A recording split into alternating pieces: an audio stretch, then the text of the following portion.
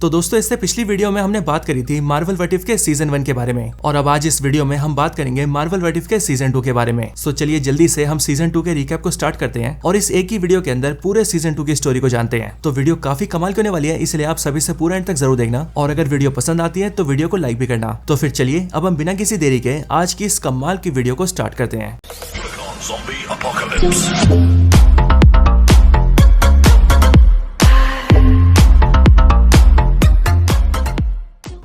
Episode 1। तो what if season 2 के पहले एपिसोड का नाम है what if nebula joined the Nova corps, यानी कि क्या होता अगर नेबुला नोवा कॉर्प्स को ज्वाइन कर लेती। तो चलिए इस एपिसोड के अंदर हम इसी सवाल के जवाब को देखते हैं। इस एपिसोड की स्टार्टिंग होती है ज़ेंडार प्लेनेट से, जहाँ पर हम नेबुला को देखते हैं जो कि ज़ेंडार के अंदर नोवा कॉर्प्स की ड्रेस में होती है, और हमें पता लगता है कि नेबुला नोवा कॉर्प्स की मेंबर है। नेबुला यहाँ पर एक केस की वजह से आई होती है, क्योंकि किसी ने कुछ टाइम पहले ज़ेंडार के अंदर योंडू को मार दिया था, एंड दैट्स वाई नेबुला को योंडू के डेथ का केस दिया जाता है। बट यहीं पर नेबुला के पीछे और भी कई सारे नोवा कॉर्प्स आते हैं, और यहाँ पर हमें देखते हैं कि इनमें से कुछ ऑफिसर्स नेबुला से नफरत करते हैं, और वो इसीलिए क्योंकि नेबुला थैनोस की बेटी है और वो पहले ब्लैक ऑर्डर आर्मी का भी हिस्सा थी। इसके बाद ही हमें वॉचर की आवाज आती है, और वॉचर इस कहानी को एक्सप्लेन करते हुए कहता है कि इस यूनिवर्स के अंदर रोनन ने थैनोस को धोखा दिया था, और उसने धोखे से थैनोस पर हमला करके उसे जान से मार दिया था, और थैनोस के अलावा उसने बाकी सब कुछ को डिस्ट्रॉय भी कर दिया था। और रही बात नेबुला और गमोरा की, तो इनमें से रोनन गमोरा को अपने साथ ले गया था, जिसके बाद नेबुला अकेली पड़ गई थी और वो अंदर से पूरी तरह से टूट चुकी थी,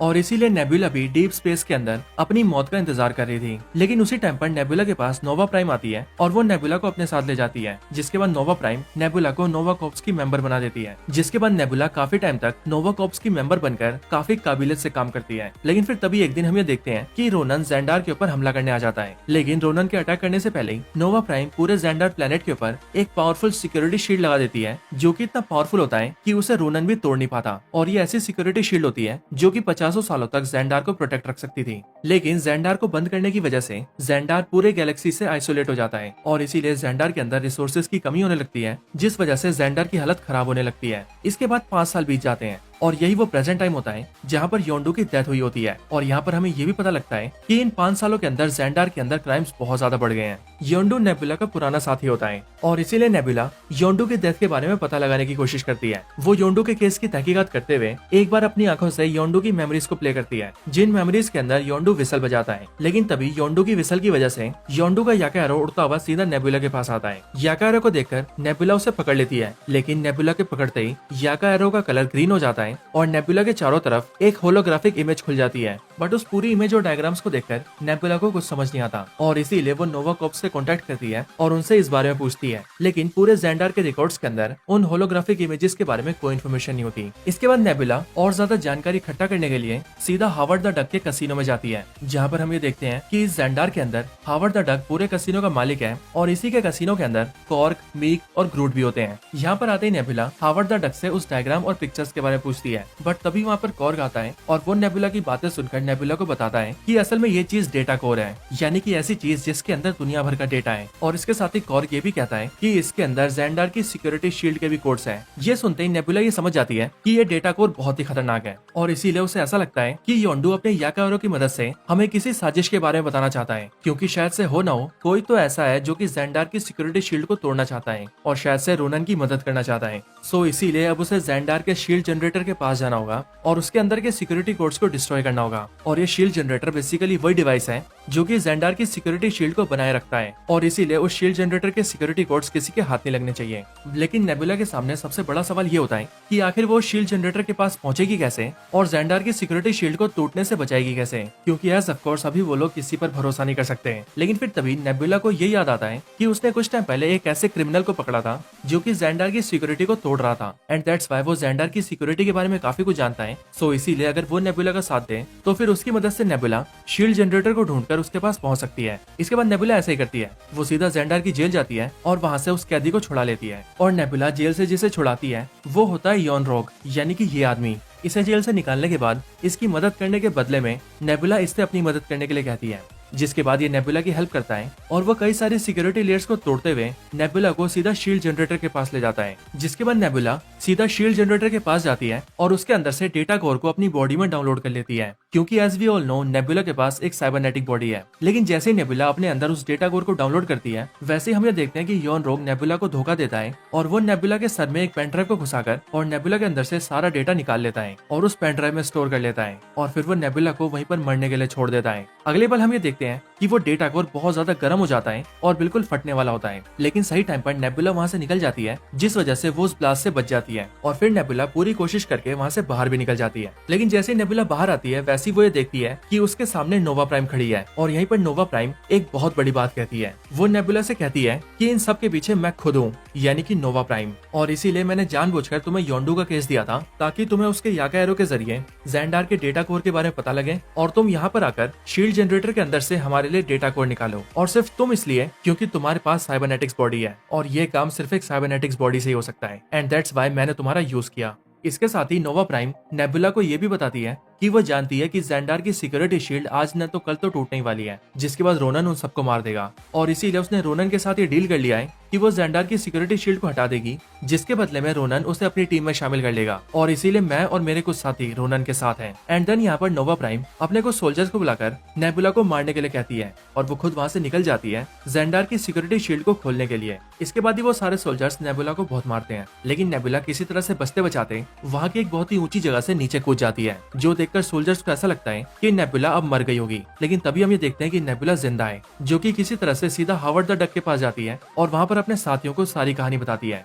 जिसके बाद वो लोग मिलकर नेबुला को रिपेयर करते हैं और अपने साथियों के साथ मिलकर हथियार लेती है और अपनी टीम को लेकर सीधा निकल जाती है नोवा प्राइम को रोकने के लिए। लेकिन इधर नोवा प्राइम मशीन के अंदर डेटा कोर को अपलोड कर रही होती है और इसीलिए डेटा कोर के पूरी तरह से अपलोड होते ही सिक्योरिटी शील्ड खुलने वाली थी, बट उसी टाइम पर नेबुला अपनी टीम के साथ वहां पहुंच जाती है। लेकिन वहां पर पहुंचने के बाद भी नोवा प्राइम डेटा कोर को पूरी तरह से अपलोड कर देती है, जिसके बाद ही शील्ड खुलने लगता है। लेकिन हम ये देखते हैं कि जैसे ही रोनन अपनी पूरी शिप को लेकर सिक्योरिटी शील्ड के अंदर आ रहा होता है, वैसे ही उसी टाइम पर सिक्योरिटी शील्ड फिर से बंद हो जाती है, जिस वजह से रोनन का पूरा शिप तबाह हो जाता है और रोनन अपनी पूरी आर्मी के साथ खत्म हो जाता है। नोवा प्राइम ये सोचने लगती है कि आखिर ये कैसे हुआ, लेकिन यहीं पर नेबुला उसे ये बताती है कि जब वो डेटा कोर को अपने अंदर डाउनलोड कर रही थी, तब उसने ये देख लिया था कि उसके साथ आया यॉन रोग उसे धोखा देने वाला है और इसीलिए जब उसने पेन ड्राइव के जरिए उसके दिमाग से डेटा कोर को डाउनलोड किया, तब उसने उस डेटा कोर के अंदर थोड़े से चेंजेस कर दिए, जिसका इम्पैक्ट हमने अभी अभी देखा। इसके बाद ही नेबुला की टीम और नोवा प्राइम की टीम दोनों टीम्स के बीच फाइट होती है, जिस फाइट के अंदर पहले तो ये लोग दबा के फाइट करते हैं, लेकिन फिर हम ये देखते हैं कि नोवा प्राइम ऊंचाई से गिरकर मर गई है, जिसका मतलब नोवा प्राइम का दी एंड। और फिर इसके बाद ही ज़ेंडार की सिक्योरिटी शील्ड को भी खोल दिया जाता है और फिर हमें यहाँ पता लगता है कि नेबुला ने बहुत ही होशियारी दिखाकर न सिर्फ रोनन को खत्म किया, बल्कि ज़ेंडार की सिक्योरिटी शील्ड हटाकर ज़ेंडार को भी बचाया। और फिर ये एपिसोड यहीं पर एंड हो जाता है। एपिसोड 2 अब शुरू होता है एपिसोड 2, जिसका नाम है what if Peter Quill attacked Earth's mightiest heroes, यानी कि क्या होता अगर पीटर क्विल अर्थ के सुपर हीरोज के ऊपर हमला कर देता। तो चलिए जानते हैं इस एपिसोड की स्टोरी को। एपिसोड की स्टार्टिंग होती हम ये देखते हैं कि एक छोटा सा मेटियोर जैसा टुकड़ा सीधा स्पेस से अर्थ में गिरता है। सही टाइम पर पैगी कार्टर उसे ट्रैक तो कर लेती है, बट वो अपनी टीम के साथ मिलकर भी उसे रोक नहीं पाती, जिसके बाद वो न्यूयॉर्क के अंदर आकर गिरता है। और यहाँ पर हमें ये भी पता लगता है कि ये साल है 1988, यानी कि एमसीयू का वही साल जिस साल में योंडू पीटर क्विल को किडनैप करता है। लेकिन व्हाट इफ के इस यूनिवर्स के अंदर हम ये देखते हैं कि जो मीटियोर जैसा टुकड़ा यहाँ पर आकर गिरा था, वो असल में एक स्पेस पॉड था, जिसके खुलते ही उसके अंदर से पीटर क्विल निकलता है। यहाँ पर इसकी आंखें ब्लू कलर में चमक रही थी, जहाँ से हमें पता लग रहा था कि इस पीटर क्विल की सेलेस्टियल पावर्स एक्टिवेट हो चुकी हैं। इसके बाद ही वॉचर अपीयर होता है और वो कहानी सुनाते हुए हमें बताता है कि इस बच्चे का नाम है पीटर क्विल, जो कि यहाँ पर इस पूरी दुनिया को डिस्ट्रॉय करने आया है। इसके आगे वॉचर कहानी बताते हुए कहता है, आज से ठीक 6 महीने पहले योंडू और उसके टीम के रेवेजर्स पीटर क्विल को किडनैप करने आए थे।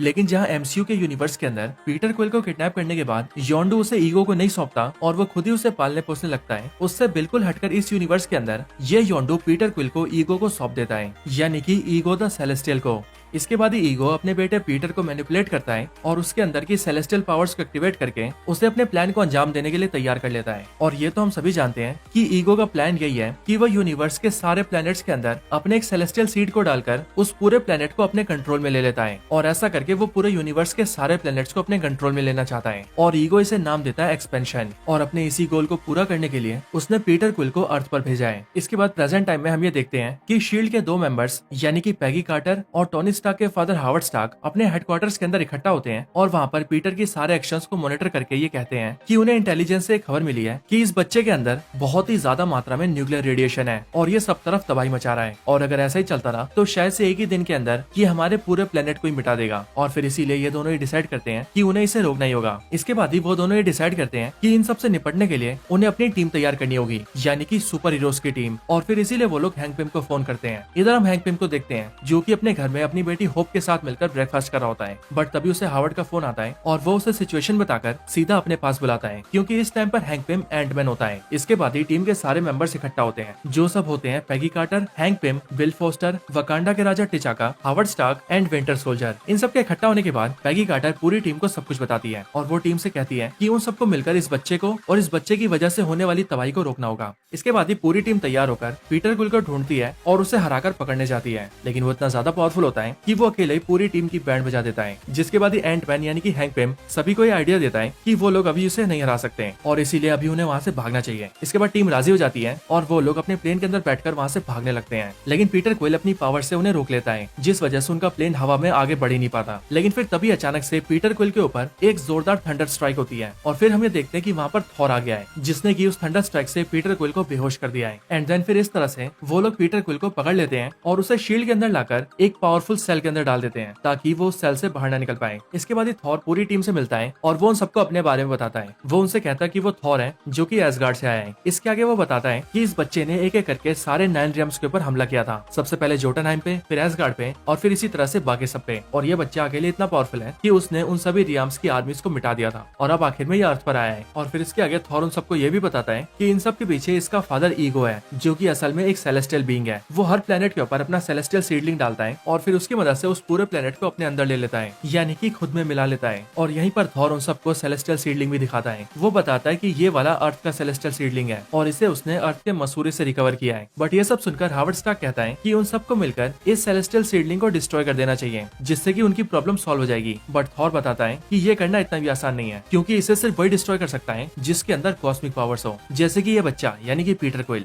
इधर दूसरी तरफ हम ये देखते हैं कि हैंक पिम की बेटी होप गाने सुनते सुनते गलती से सीधा पीटर के पास पहुंच जाती है, जहां पर पीटर से मिलकर उसकी पीटर से दोस्ती हो जाती है और इसीलिए वो पीटर को वहां से निकाल लेती है। लेकिन फिर जैसे सुपर हीरोज को ये पता लगता है कि पीटर क्विल वहां से निकल कर भाग गया है, तभी वहां पर थॉर और विंटर सोल्जर ये बोलते हैं कि वो एक बहुत ही बड़ा खतरा है, इसीलिए उन्हें उसे मार देना चाहिए। बट ये सुनकर होप डर जाती है और इसीलिए वो अपने डैड से कहती है कि वो उन सबको पीटर की लोकेशन बताएगी, लेकिन बदले में उन्हें वादा करना होगा कि वो उसे मारेंगे नहीं बल्कि प्यार से समझाएंगे, क्योंकि पीटर एक अच्छा बच्चा है। इधर स्पेस के अंदर हम ये देखते हैं कि ईगो अपने बेटे पीटर क्विल से कॉन्टेक्ट नहीं कर पा रहा था एंड दैट्स व्हाई वो ये पता करता है कि वो अर्थ पर है और फिर वो उसके पीछे वहां पर चला जाता है। इसके बाद ही हम ये देखते हैं कि एंटमैन और डॉक्टर वेंडी दोनों सीधा पीटर क्विल के लिए मसूरी जाते हैं, लेकिन इतने में ही अर्थ पर ईगो आ जाता है और इसलिए जैसे ही टीम को उसके आने का पता लगता है, वैसी बची हुई पूरी टीम उसका सामना करने जाती है। सुपर हीरोज की टीम पूरी तरह से तैयार होकर ईगो के पास आती है, बट यहीं पर ईगो इन सब पर अटैक कर देता है और यहीं की मिट्टी से अपने बहुत सारे सोल्जर्स क्रिएट कर लेता है और उनको सुपर हीरोज को मारने के लिए छोड़ देता है, जिसके बाद उनके बीच बहुत ही खतरनाक फाइट होती है। ईगो इस दौरान सुपर हीरोज से यही कहता है कि तुम लोग मुझे मेरी सीडलिंग और मेरा बेटा दे दो, क्योंकि अगर तुमने मुझे वो नहीं दिया तो मैं तुम सबको खत्म कर दूंगा। लेकिन सुपर हीरोज ये जानते थे कि अगर ईगो अपने प्लान में कामयाब हो गया तो फिर तो वो पूरी दुनिया को ही मिटा देगा और इसीलिए वो लोग अपनी पूरी जान लगा के ईगो को रोकते हैं। इधर दूसरी तरफ मसूरी के अंदर हैंक पिम डॉक्टर वेंडी के साथ सीधा पीटर से मिलता है और वहाँ पर वो पीटर को एक बच्चे की तरह समझाता है और उसे समझा बुझाकर अपनी तरफ कर लेता है, क्योंकि अब यहाँ पर पीटर भी ये समझ चुका था कि उसका फादर अर्थ को डिस्ट्रॉय करना चाहता है और क्योंकि इसी दुनिया में उसकी मॉम भी रहती थी, इसीलिए उसे इस दुनिया से बहुत प्यार था एंड दैट्स व्हाई वो ये चाहता था कि अर्थ कभी डिस्ट्रॉय ना हो। सो इसीलिए वो सुपर हीरोज के साथ मिलकर अपने फादर ईगो के खिलाफ जाने का फैसला करता है। इधर ईगो अपनी पावर्स का यूज करके सारे सुपर हीरोज को जकड़ लेता है और अपने सीडलिंग को ढूंढकर अपने पास ले आता है और उसी टाइम पर हीरोज को ऐसा लगता है कि अब सब कुछ खत्म हो गया है। लेकिन फिर सही टाइम पर हैंक पिम पीटर को वहाँ पर ले आता है, जिसके बाद पीटर ईगो के सीडलिंग को ईगो के हाथ में आने से पहले पकड़ लेता है और फिर हैंक पिम और पीटर दोनों सीधा ईगो के सामने आ जाते हैं। ईगो अपने बेटे पीटर से कहता है तुम गलत लोगों के साथ हो बेटा, तुम्हें तो यहाँ मेरे साथ होना चाहिए। लेकिन पीटर अपने फादर ईगो को रोकता है और वो उससे कहता है कि वो इस दुनिया को डिस्ट्रॉय ना करें, क्योंकि ये वही दुनिया है जिस दुनिया में उसकी मॉम रहती थी एंड दैट्स व्हाई ये दुनिया उसकी मॉम का घर है, तो इसीलिए वो ईगो को इसे डिस्ट्रॉय नहीं करने देगा।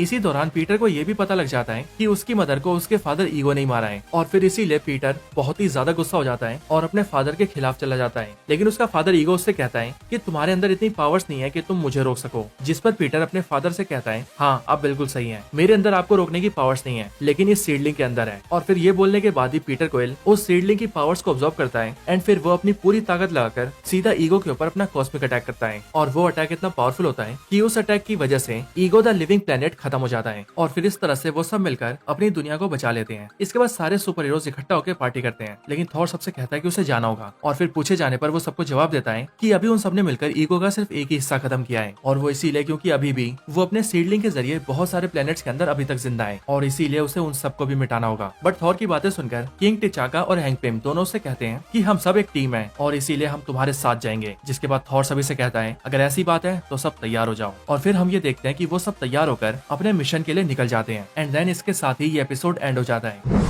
एपिसोड 3। तो इस एपिसोड का नाम है what if happy Hogan saved Christmas. Episode की स्टार्टिंग होती है वॉचर के अपीयरेंस से, जहाँ पर वॉचर हमें एक ऐसा यूनिवर्स दिखाता है जहाँ पर अभी क्रिसमस का टाइम होता है। और अगर साल की बात करें तो यहाँ का इवेंट साल 2012 के आसपास का होता है। क्रिसमस के एक दिन के पहले की रात को एवेंजर्स टावर के अंदर ओरिजिनल 6 एवेंजर्स एक मॉन्स्टर से लड़ रहे होते हैं, जो मॉन्स्टर देखने में बिल्कुल हल्क जैसा होता है। लेकिन यहीं पर कहानी स्टॉप हो जाती है और वॉचर हम सभी से कहता है कि आप सब सोच रहे होंगे कि आखिरकार ये है कौन। तो चलिए इसी के बारे में जानने के लिए हम कहानी में थोड़ा सा पीछे चलते हैं। तो अब उस लड़ाई के ठीक 2 घंटे पहले हम ये देखते हैं कि एवेंजर्स टावर के अंदर क्रिसमस की तैयारी चल रही होती है और इन सभी को मैनेज कर रहा होता है हैप्पी होगन। यहीं पर हम ये देखते हैं कि डार्सी भी हैप्पी होगन की हेल्प कर रही होती है, और वो इसीलिए क्योंकि डार्सी अभी कुछ टाइम से इंटर्नशिप के जरिए स्टार्क टावर के अंदर काम कर रही थी। यहीं पर ही हमें ये भी पता लगता है कि इस टाइम पर कुछ रीजंस की वजह से जार्विस को ऑफलाइन रखा गया है, जिस वजह से हैप्पी और बाकी सभी लोगों को सभी चीजों को खुद से ही मैनेज करना पड़ रहा है। बट यहीं पर ही हैप्पी डार्सी को कुछ सामान लेने के लिए बाहर भेज देता है। एंड देन इसी टाइम पर मारिया हिल हैप्पी के सामने आती है और वो उससे क्रिसमस की तैयारी के बारे में पूछती है। और वो हैप्पी से कहती है कि अब क्योंकि जार्विस को मेंटेनेंस की वजह से शट डाउन कर दिया गया है, इसी वजह से क्या वो सब कुछ अकेला संभाल पा रहा है या फिर नहीं। बट हैप्पी उसे बिलीव दिलाता है कि सब कुछ उसके हाथ में ही है। और फिर इन सारी बातों के बाद मारिया हिल भी सिक्योरिटी मैनेज करने के लिए वहाँ से चली जाती है।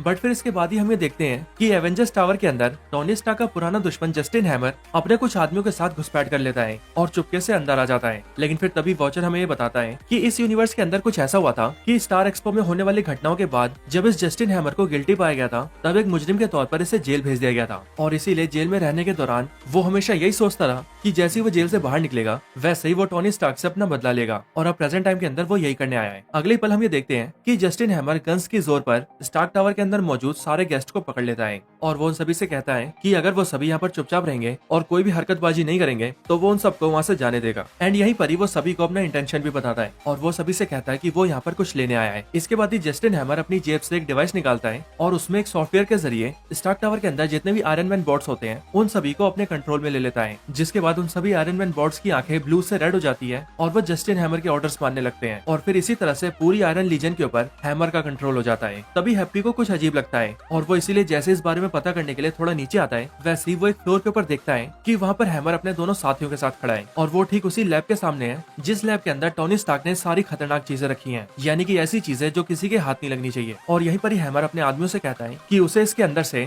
हल्का ब्लड चाहिए, क्योंकि वो अपने आप को आयरन मैन से ज्यादा स्मार्ट तो समझता ही है, लेकिन वो ये कहता है कि जैसे उसे हल्का ब्लड मिलेगा वैसे ही वो कैप्टन अमेरिका से भी 12 गुना ज्यादा स्ट्रॉन्ग हो जाएगा। और इसके लिए वो अपने आदमियों को ऑर्डर्स देता है कि वो इस गेट को तोड़ दे। लेकिन इधर हैप्पी ये सारी बातें सुन लेता है और इसीलिए वो जल्दी से मारिया हिल को फोन करता है और मारिया हिल को सारी सिचुएशन बताता है। जिसके बाद मारिया हिल हैप्पी से कहती है कि अब उसे ही कुछ करना पड़ेगा। इधर हैमर जैसे ही नीचे आता है वैसे ही मारिया हिल उसके सामने बंदूक तान देती है और उसे सरेंडर करने के लिए कहती है, लेकिन हैमर आयरन लीजन की हेल्प से उसे पकड़ लेता है। इधर हैमर के दोनों आदमी गेट को तोड़ने की कोशिश कर रहे होते हैं, लेकिन क्योंकि टोनी स्टार्क का बनाया हुआ ये गेट बहुत ही स्ट्रॉन्ग होता है इसीलिए वो आसानी से नहीं टूटता। इतने में हैप्पी इस बात का फायदा उठाता है और वो एसी डक्ट के जरिए सीधा उस रूम में चला जाता है ताकि वो वहाँ से हल्के ब्लड को निकाल सके। बट तभी हैप्पी वहाँ पर गिर जाता है, जिस वजह से हैप्पी के गिरते रूम में लाइट जल जाती है और बाहर से हैमर के दोनों आदमी उसे देख लेते हैं। इसके बाद ही हैप्पी उस रूम में हल्के ब्लड को ढूंढ लेता है और वो उसे जल्दी से उठा लेता है। लेकिन तभी हैमर के आदमी बाहर से गोलियां चलाने लगते हैं, जिसकी आवाज को सुनकर हैप्पी डर जाता है और उसके हाथ से हल्का ब्लड फिसल जाता है। जिसके बाद वो ब्लड सीधा उसके पैर में घुस जाता है और एकदम से सारा ब्लड उसके पैर में चला जाता है, यानी कि अब हल्का ब्लड हैप्पी के अंदर था, जिस वजह से उसी टाइम पर हैप्पी का वो वाला पैर सीधा हल्क जैसा बड़ा और मोटा हो जाता है। लेकिन फिर तभी हैमर भी वहाँ आता है और फिर वो सब मिलकर उस गेट को तोड़ देते हैं और फिर वो सब मिलकर हैप्पी को पकड़ने की कोशिश करते हैं, लेकिन हैप्पी किसी तरह से वहाँ से भाग जाता है। इसके बाद हैप्पी एक जगह छुप जाता है और वो एक एक करके एवेंजर्स को फोन करता है, जिसमें वो सबसे पहले नताशा को फोन करता है, देन टोनी को और फिर ब्रूस बैनर को। लेकिन क्योंकि वो सारे क्रिसमस की पार्टीज और तैयारी तैयारियों में बिजी होते हैं, इसीलिए वो सब हैप्पी की बात को सुने बिना ही फोन काट देते हैं। और फिर इसीलिए इन सब के बाद हैप्पी डार्सी को फोन करता है और उसे सब कुछ बताता है, जिस पर डार्सी उससे कहती है कि उसे जार्विस की हेल्प लेनी चाहिए और उसे ऑनलाइन कर देना चाहिए। तभी हैप्पी ये सोचता है कि जार्विस तो मेंटेनेंस के लिए ऑफलाइन है, लेकिन फिर उसके दिमाग में आता है कि टोनी ने हमेशा ही जार्विस के लिए एक बैकअप एआई बना रखा है जो कि स्टार्क टावर के नीचे वाले फ्लोर्स पर है। लेकिन हैप्पी कुछ कर पाता कि उससे पहले ही हैमर के आदमी उसे ढूंढ लेते हैं, जिनसे किसी तरह से हैप्पी भागने लगता है। पूरी तरह से ही एक हल की तरह मॉन्स्टर में ट्रांसफॉर्म हो जाता है, जिसका कलर पर्पल होता है, और हैप्पी किसी तरह से बचते बचाते एक खाली फ्लोर में आ जाता है। इधर वो डार्सी से बात करके सीधा डार्सी को उसी लोकेशन पर भेज देता है, यानी कि वहीं पर जहाँ पर जार्विस का बैकअप रखा है। उस जगह पर आने के बाद डार्सी किसी तरह से ढूंढते ढूंढते जार्विस के एआई को ढूंढ लेती है, लेकिन जैसे उसे जार्विस का बैकअप एआई मिलता है वैसे ही हैमर वहाँ जाता है और वो डार्सी को भी पकड़ लेता है। और इसीलिए हैमर डार्सी का वॉकी टॉकी लेकर हैप्पी से कहता है कि अगर उसे लड़की को बचाना है तो वो उसके पास आ जाए, क्योंकि वो उसे पकड़कर उसकी बॉडी के अंदर से रिवर्स इंजीनियरिंग करके हल्के ब्लड को निकाल लेगा और फिर वो उसे यूज करेगा।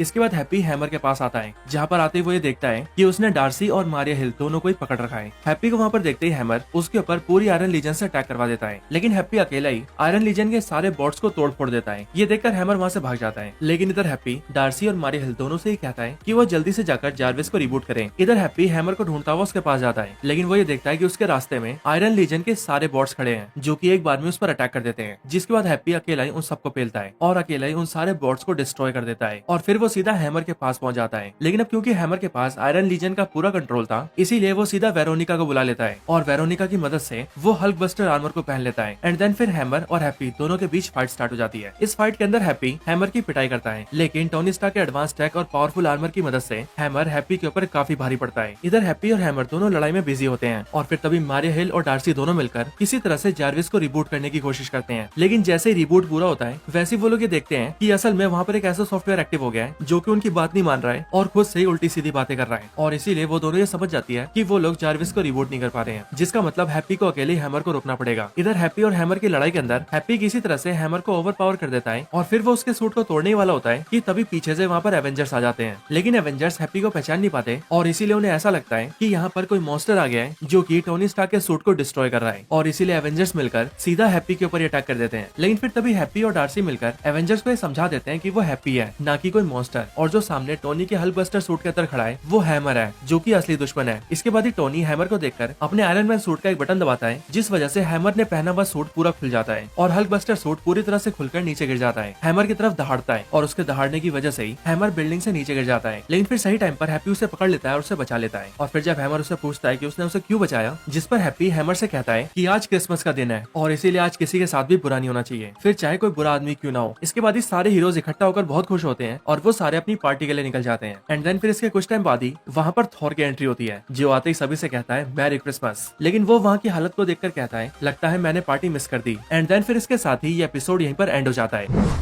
एपिसोड 4। तो इस एपिसोड की स्टार्टिंग होती है वॉचर से, जो कि हमें वो सुपर हीरो टीम दिखाता है जो कि सीजन 1 के एंडिंग में इकट्ठा हुई थी, यानी कि गार्डियंस ऑफ द मल्टीवर्स, जिसने एक साथ मिलकर सीजन 1 के फिनाले में अल्ट्रा विजन को हराया था। लेकिन यहीं पर वॉचर कहता है कि हमें सीजन 1 के अंदर इस टीम के सारे मेंबर्स की स्टोरी पता लगी थी सिवाय गमोरा के, और आज की कहानी इसी गमोरा के ऊपर है, यानी कि वो गमोरा जिसने अपने यूनिवर्स के अंदर अपने फादर थैनोस को ही मार दिया था। इसके ठीक बाद इंट्रो आता है और इंट्रो के खत्म होते ही इस नए यूनिवर्स की कहानी शुरू होती है। इस यूनिवर्स के अंदर साल 2012 का टाइम चल रहा होता है और ये वही टाइम होता है जिस टाइम पर आयरन मैन अर्थ के ऊपर बने पोर्टल के जरिए न्यूक्लियर बॉम्ब को चित्तौरी आर्मी पर छोड़ देता है, जिस वजह से एक ही बार में पूरी चित्तौरी आर्मी डिस्ट्रॉय हो जाती है। लेकिन इस यूनिवर्स के अंदर अलग ये होता है कि जैसे आयरन मैन नीचे गिर रहा होता है और पोर्टल के करीब आता है, वैसे ही पोर्टल के जरिए अर्थ में वापस आने से पहले ही वो पोर्टल क्लोज हो जाता है, जिस वजह से इस यूनिवर्स का आयरन मैन अपने अर्थ पर वापस नहीं जा पाता। और क्योंकि ये पोर्टल यूनिवर्स में एक बहुत ही अलग जगह पर खुला होता है, इसीलिए यहाँ पर आयरन मैन गिरते गिरते सीधा बिल्कुल ही एक दूसरे प्लेनेट पर चला जाता है, जो प्लेनेट होता है सकार, यानी कि वही प्लेनेट जिस प्लेनेट पर एमसीयू के अंदर हल्क गया था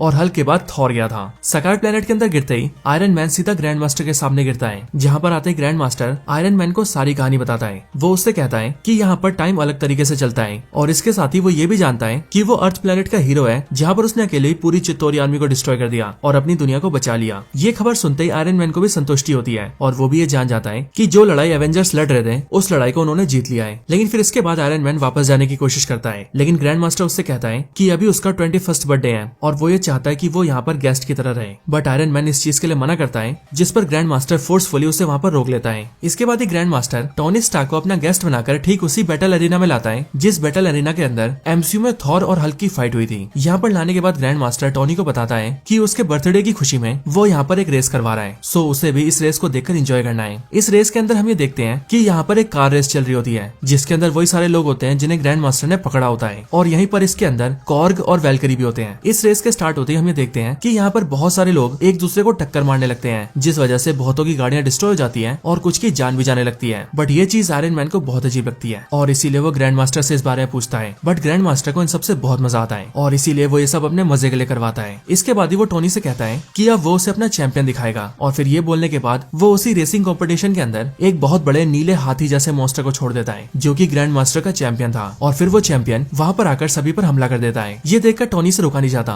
और इसीलिए वो अपना सूटअप करता है और नीचे फंसे लोगों की जान बचाने के लिए वहाँ जाता है। बट वो ये देखता है कि उसके सूट के साथ कुछ गड़बड़ की गई है, जिस वजह से उसका सूट सही से फंक्शन नहीं कर रहा होता है। लेकिन तभी वो चैंपियन को रोकने के लिए उसके सामने आता है और उस पर अटैक करने की कोशिश करता है, लेकिन उसका सूट वर्क नहीं करता। बट इसके अगले पल वो चैंपियन ब्लास्ट होकर खत्म हो जाता है और फिर हम ये देखते हैं कि वहाँ गमोरा ही है जिसने उस चैंपियन को खत्म कर दिया है। लेकिन इसके बाद ही गमोरा टोनी स्टार्क के ऊपर फायरिंग कर देती है, जिस वजह से कॉर्ग और टोनी स्टार्क दोनों उसकी फायरिंग से बचते हैं और एक जगह पर छुप जाते हैं। बट गमोरा वहाँ पर भी आ जाती है और वो टोनी को मारने की कोशिश करती है, लेकिन फिर तभी ग्रैंड मास्टर उन दोनों के गले पर अपना ओबीडियंस डिस्क लगा देता है और फिर वो उन दोनों को बेहोश करके उन्हें कॉर्ग के साथ ही एक सेल में डाल देता है। यानी कि टोनी, गमोरा और कॉर्ग तीनों को एक ही सेल में ठूस दिया जाता है और ग्रैंड मास्टर उनसे कहता है कि उन्होंने उसका बर्थडे खराब कर दिया है और इसीलिए वो उन तीनों को सजा दे रहा है। इधर सेल के अंदर भी गमोरा टोनी को मारने की कोशिश करती है, जिस पर टोनी उससे पूछता है कि आखिर वो उसे मारना क्यों चाहती है, और फिर तभी गमोरा उससे कहती है कि वो थैनोस की बेटी है, वही थैनोस जो कि पूरे यूनिवर्स के अंदर बैलेंस लाना चाहता है। लेकिन उसने यानी कि टोनी स्टार्क ने उसी महान थैनोस की चित्तौरी आर्मी को डिस्ट्रॉय कर दिया है। सो अब इसीलिए थैनोस ने उसे भेजा है ताकि वो टोनी को पकड़कर थैनोस के पास ले जाए। लेकिन फिर इसके ठीक बाद ही टोनी स्टार्क अपने जीनियस माइंड का यूज करता है और अपने आर्क रिएक्टर की हेल्प से अपने गले पर लगे ओबीडियंस डिस्क को निकाल लेता है। एंड फिर वो सेल के गेट के पास जाता है और अपने हाथ पे लगे एडवांस बैंड की मदद से उस गेट को भी ओपन कर देता है और फिर वो अपने साथ साथ कॉर्ग को भी वहाँ से निकाल लेता है। लेकिन वो गमोरा को वहाँ से निकलने नहीं देता और वो उससे कहता है कि उसका अंदर रहना ही ठीक है, क्योंकि एज ऑफ कोर्स टोनी ये जानता है कि गमोरा उसे मारने की कोशिश करेगी। सो इसीलिए वो कॉर्ग को लेकर वहाँ से निकल जाता है। इसके बाद ही टोनी स्टार्क ये फैसला करता है कि अब उसे जल्दी से इस प्लेनेट से निकलकर अपनी दुनिया में वापस जाना चाहिए, यानी कि अर्थ प्लेनेट में। लेकिन इतने में गमोरा सेल तोड़कर उन दोनों के पास आ जाती है और वो टोनी से कहती है कि बेशक से तुमने मेरे डैड की चित्तौरी को हरा दिया हो, लेकिन मेरा फादर थैनोस तुम्हें छोड़ेगा नहीं। लेकिन इतने में बाहर हम देखते हैं कि ग्रैंड मास्टर को यह पता लग गया है कि टोनी स्टार्क सेल तोड़ के भाग गया है और इसीलिए वो सकार के अंदर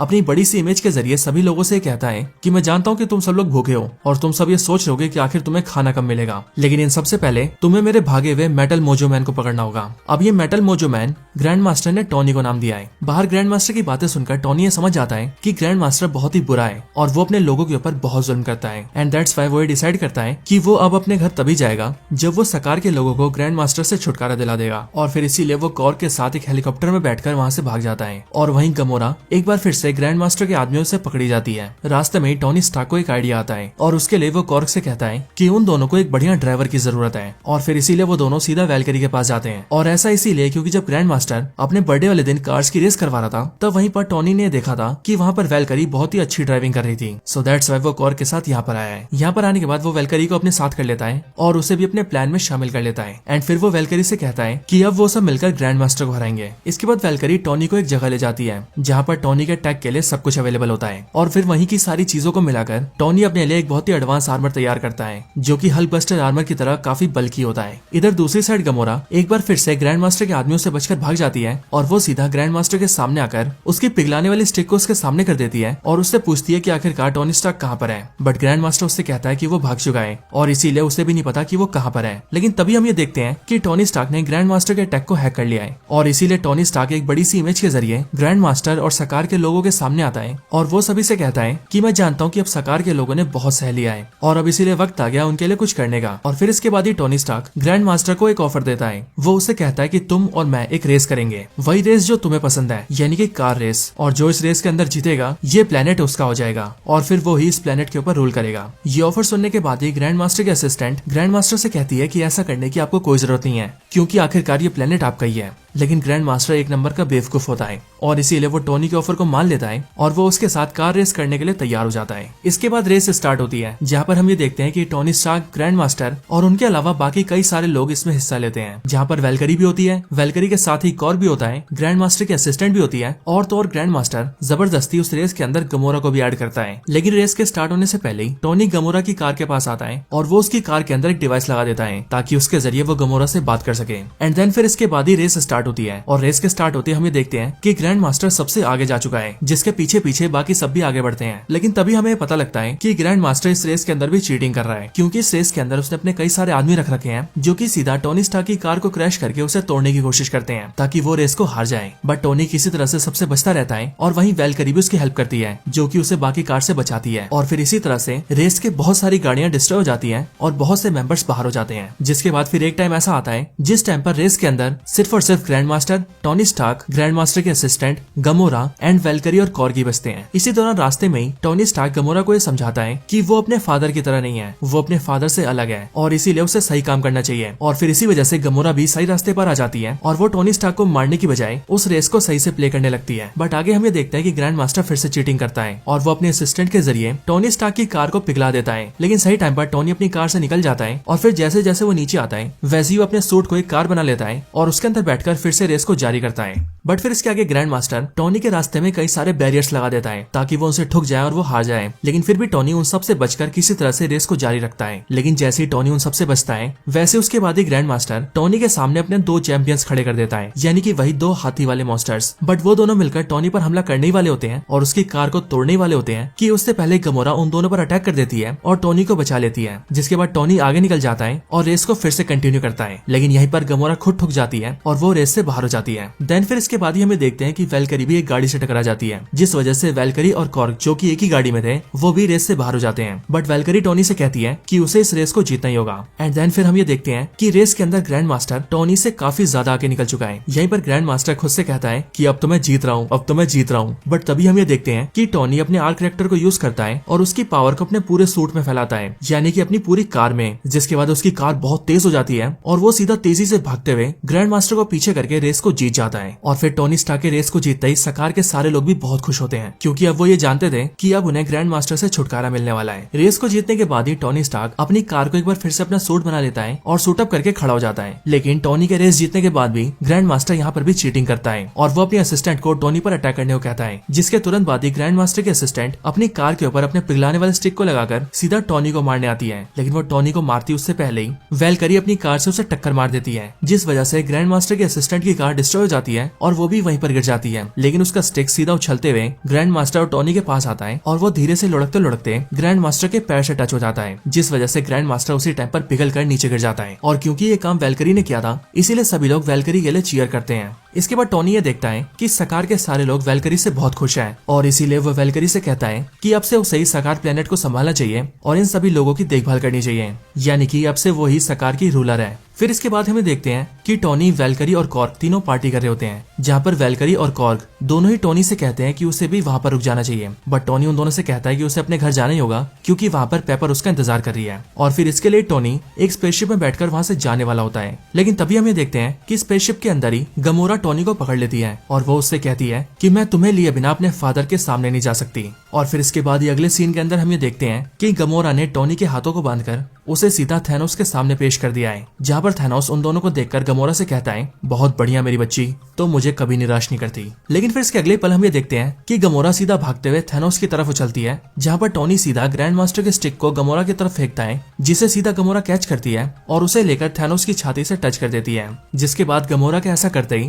थैनोस भी पिघल कर खत्म हो जाता है और फिर इस तरह से इस यूनिवर्स की गमोरा थैनोस को मार देती है। और फिर इसके साथ ही ये एपिसोड भी यहीं पर एंड हो जाता है। सो दोस्तों, वैसे तो इस एपिसोड के अंदर एक पोस्ट क्रेडिट सीन भी है, लेकिन वो किसी काम का नहीं है, क्योंकि उसके अंदर हमें दिखाया जाता है कि ग्रैंड मास्टर पिघलने के बाद भी जिंदा है और वो अपनी असिस्टेंट से बातें कर रहा है। बट ये वाला सीन सिर्फ कॉमेडी के लिए डाला गया है। सो इसीलिए यहाँ पर एपिसोड का दी एंड होता है। एपिसोड 5। तो इस एपिसोड का नाम है what if Captain Carter fought the Hydra Stomper, यानी कि क्या होता अगर कैप्टन कार्टर हाइड्रा स्टॉम्पर से फाइट करती। तो आइए इस वीडियो के अंदर इसी सवाल का जवाब जानते हैं। तो इस एपिसोड के अंदर हमें उसी कैप्टन कार्टर की स्टोरी दिखाई गई है जिस कैप्टन कार्टर को हमने सीजन 1 के अंदर देखा था, जहाँ अपने यूनिवर्स के अंदर स्टीव रॉजर्स की जगह इसे सुपर सोल्जर सीरम मिला था और फिर ये वहाँ पर बनी थी कैप्टन कार्टर, जिसके बाद रेड स्कल को हराने के दौरान ये एक पोर्टल के जरिए अपने ही यूनिवर्स में 70 साल फ्यूचर में आ गई थी, जहाँ का टाइम था साल 2012। और फिर उसके बाद ही द वॉचर ने इसे अपनी टीम में हायर किया, जिसके बाद इसने फाइट की अल्ट्राविजन से और फिर उसे हराने के बाद वॉचर ने इसे ठीक वहीं पर छोड़ दिया जिस पॉइंट ऑफ टाइम से वॉचर ने इसे उठाया था, और इसीलिए इसकी स्टोरी भी ठीक वहीं से स्टार्ट होती है। सो इस एपिसोड की स्टार्टिंग होती है साल 2012 के एवेंजर्स असेंबल से, और ये वही टाइम होता है जिस टाइम पर 6 एवेंजर्स मिलकर लोकी और चित्तौरी आर्मी का सामना कर रहे होते हैं। यहीं पर हम ये देखते हैं कि इस एवेंजर्स टीम के अंदर Captain Carter, Iron Man, Thor, Hawkeye और ब्लैक विडो बिल्कुल एमसीयू की तरह सेम होते हैं, लेकिन बस इस टीम के अंदर हल्क की जगह वास्प होती है। यहाँ पर हम ये देखते हैं कि कैप्टन कार्टर की लीडरशिप के अंदर सारे एवेंजर्स मिलकर काम करते हैं और वो लोकी को इस फाइट के अंदर हरा देते हैं। इसके ठीक बाद इस एपिसोड का इंट्रो आता है और फिर इंट्रो के एंड होते ही हम वॉचर को देखते हैं, जहाँ पर वॉचर हम सभी से कहता है कि मार्वल का मल्टीवर्स इतना ज्यादा बड़ा है कि उसके अंदर अनगिनत यूनिवर्सेज है, जिसका मतलब हमारे पास अनगिनत कहानियां सुनने के लिए। लेकिन तब भी मैं आपको कैप्टन कार्टर की स्टोरी इसीलिए बता रहा हूँ क्योंकि वो एक सुपर सोल्जर है, वर्ल्ड वॉर 2 के टाइम की हीरो है और एक ऐसी वुमेन है जिसने अपने आप को साबित किया है। लेकिन इन सबसे भी बढ़कर वो मेरी दोस्त है और इसने गार्डियंस ऑफ द मल्टीवर्स का हिस्सा बनकर पूरे यूनिवर्स को बचाया है। और इसीलिए जब गार्डियंस ऑफ द मल्टीवर्स और अल्ट्राविजन की फाइट के बाद मैंने सभी सुपर हीरोज को उनकी दुनिया में वापस भेज दिया, तब वहाँ पर पैगी कार्टर को ऐसा लगा कि उसकी स्टोरी अब खत्म हो चुकी है, लेकिन सही मायनों में ये तो उसकी कहानी की शुरुआत है। तो आइए अब उसके बारे में और जानते हैं। इसके बाद कैप्टन कार्टर के यूनिवर्स के अंदर उसकी कहानी आगे बढ़ती है, जहाँ पर हम ये देखते हैं कि वो एक कार को ड्राइव करके ब्लैक विडो के पास आती है और फिर वो उसे बताती है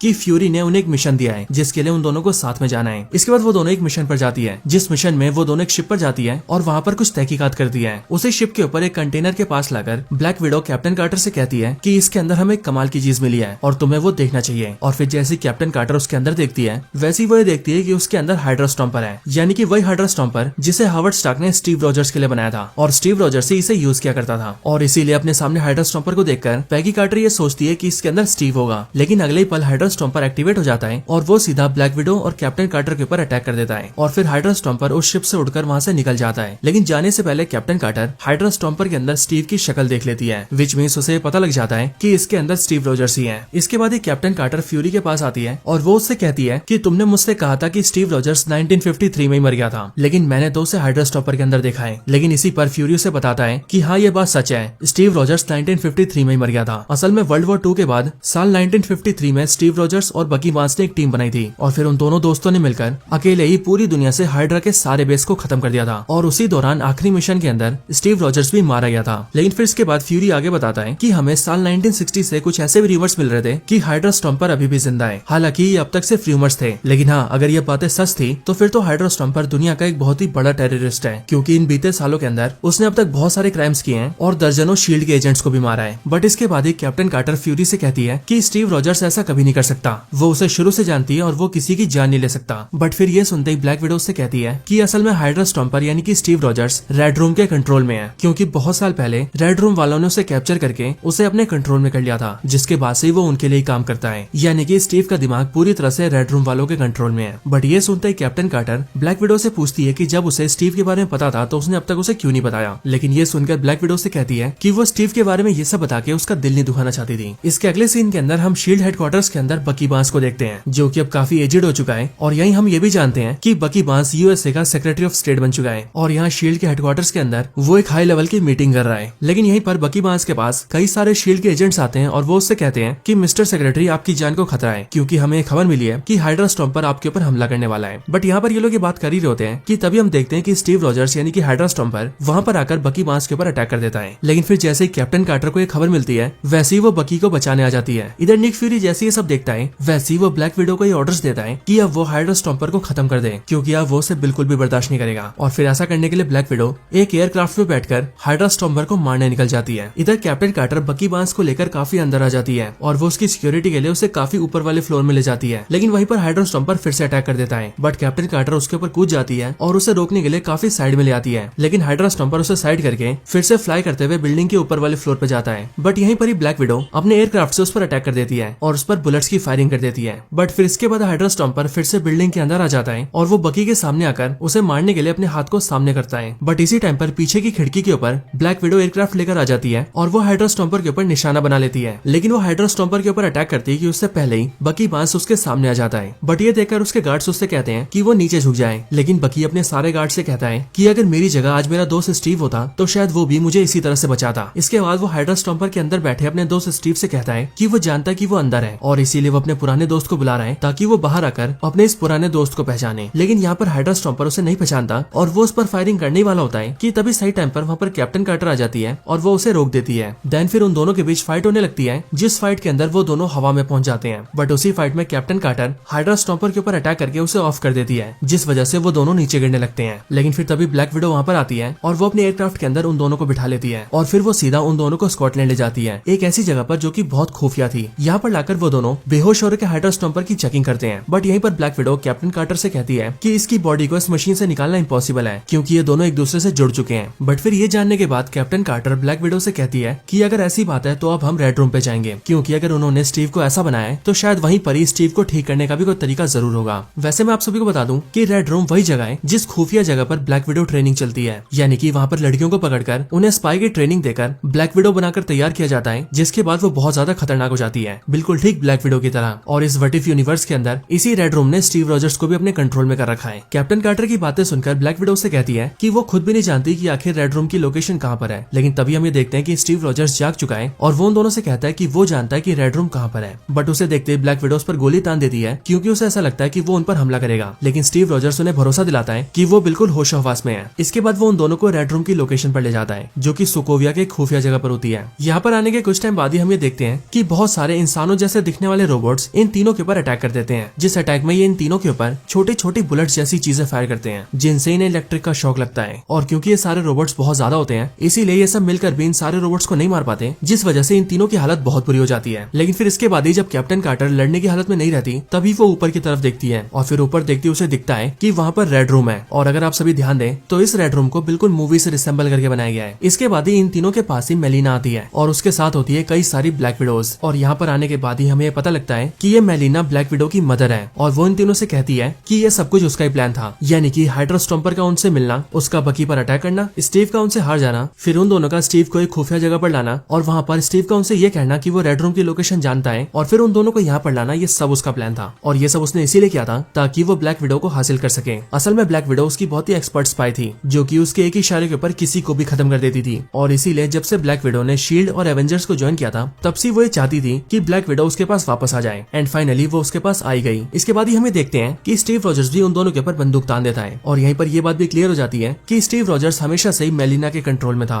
बट फिर इसके बाद ये लोग फाइट शुरू कर देते हैं, जिस फाइट के अंदर कैप्टन कार्टर हाइड्रा स्टॉम्पर से फाइट करती है और ब्लैक विडो मेलिना और बाकी सारी ब्लैक विडो से। फाइट में ब्लैक विडो बाकी सारी ब्लैक विडोज को हरा देती है एंड देन आखिर में वो मेलिना से फाइट करती है। और इधर दूसरी तरफ हाइड्रा स्टॉम्पर कैप्टन कार्टर के ऊपर भारी पड़ रहा होता है। लेकिन फिर तभी फाइट के दौरान ही कैप्टन कार्टर अपने शील्ड को नीचे कर लेती है और वो हाइड्रा स्टॉम्पर यानी कि स्टीव रॉजर्स से कहती है कि अब वो उससे और नहीं लड़ेगी और इसीलिए अगर स्टीव को उसे मारना है तो वो मार सकता है। लेकिन वो बस इतना ही चाहती है कि अपने इन आखिरी पलों के अंदर वो उसके साथ रहे, यानी कि वो स्टीव के साथ रहे। कैप्टन कार्टर की इन सारी बातों को सुनकर स्टीव रॉजर्स अपने कदम पीछे ले लेता है और वो कैप्टन कार्टर पे हमला नहीं करता। लेकिन फिर तभी वो ऊपर की तरफ रेड रूम को देखता है और फिर सीधा उड़ते हुए रेड रूम के ऊपर अटैक करने निकल जाता है। उसे वहाँ से रेड रूम की तरफ उड़ता हुआ देखकर ब्लैक विडो उसके ऊपर एक रस्सी बांध देती है और उसी रस्सी को मेलिना से बांध देती है, जिसके बाद ही हाइड्रा स्टॉम्पर के साथ ही मेलिना भी हवा में चली जाती है। और जब हाइड्रा स्टॉम्पर रेड रूम को डिस्ट्रॉय करता है, तब उसके ब्लास्ट के अंदर ही मेलिना भी खत्म हो जाती है। और फिर रेड रूम के पूरी तरह से फटने से पहले ही कैप्टन कार्टर ब्लैक विडो को लेकर वहाँ से निकल जाती है, जिसके बाद रेड रूम पूरी तरह से ब्लास्ट हो जाता है। इसके अगले सीन के अंदर हम ये देखते हैं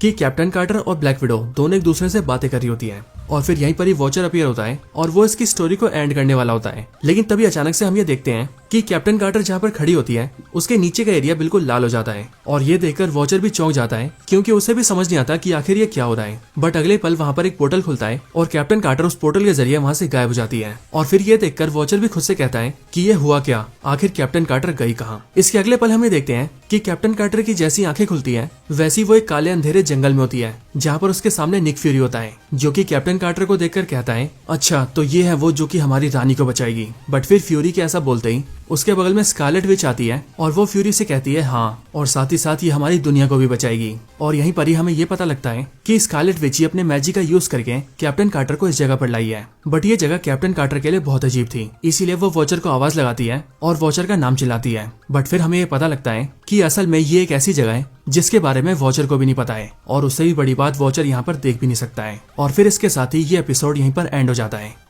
एपिसोड 6। तो इस एपिसोड की शुरुआत वॉचर से होती है, जहाँ पर वॉचर हमें एक ऐसा यूनिवर्स दिखाता है जहाँ पर सर्टर रैग्नारोक ला रहा होता है और वहीं पर थॉर के फादर ओडिन उसे रोक रहे होते हैं। वॉचर हमें बताता है कि मल्टीवर्स के हर यूनिवर्स के अंदर एसगार्ड के ऊपर रैग्नारोक आता ही है, लेकिन जहाँ एमसीयू के यूनिवर्स के अंदर रैग्नारोक के आने से पहले ओडिन ने टेसरेक्ट को अर्थ पर छुपा दिया था ताकि वो वहाँ पर सेफ रह सके। वहीं इस यूनिवर्स के अंदर कुछ ऐसा हुआ कि जब तक ओडिन टेसरेक्ट को अर्थ के किसी विलेज के अंदर छुपा पाता, तब तक उससे पहले ही सर्टर एसगार्ड के ऊपर रैग्नारोक ले आया, जिसके बाद सर्टर ने अपने एक ही हमले से पूरे एसगार्ड को डिस्ट्रॉय कर दिया। लेकिन रैग्नारोक के बाद भी टेसरेक्ट बच गया और वो स्पेस से होता हुआ सीधा अर्थ प्लेनेट के अंदर गया और वहां से एक जंगल के अंदर गिर गया। इसके बाद इस एपिसोड का इंट्रो आता है और फिर इंट्रो के एंड होते ही कहानी शिफ्ट होती है सीधा अर्थ प्लेनेट के ऊपर, जहाँ पर अब बहुत साल बीत चुके हैं। यहाँ के एक जंगल के अंदर हम एक कबीले के लोगों को देखते हैं जो कि यहीं पास के गांव में रहते थे और वहाँ पर खुशी से जिंदगी बिताते थे। इसके बाद एक कहानी में एंट्री होती है काहोरी की, जो कि इस एपिसोड की मेन कैरेक्टर है। काहोरी इसी गाँव के कबीले की लड़की है जो की एक दिन अपने छोटे भाई वाहता के साथ खेलते खेलते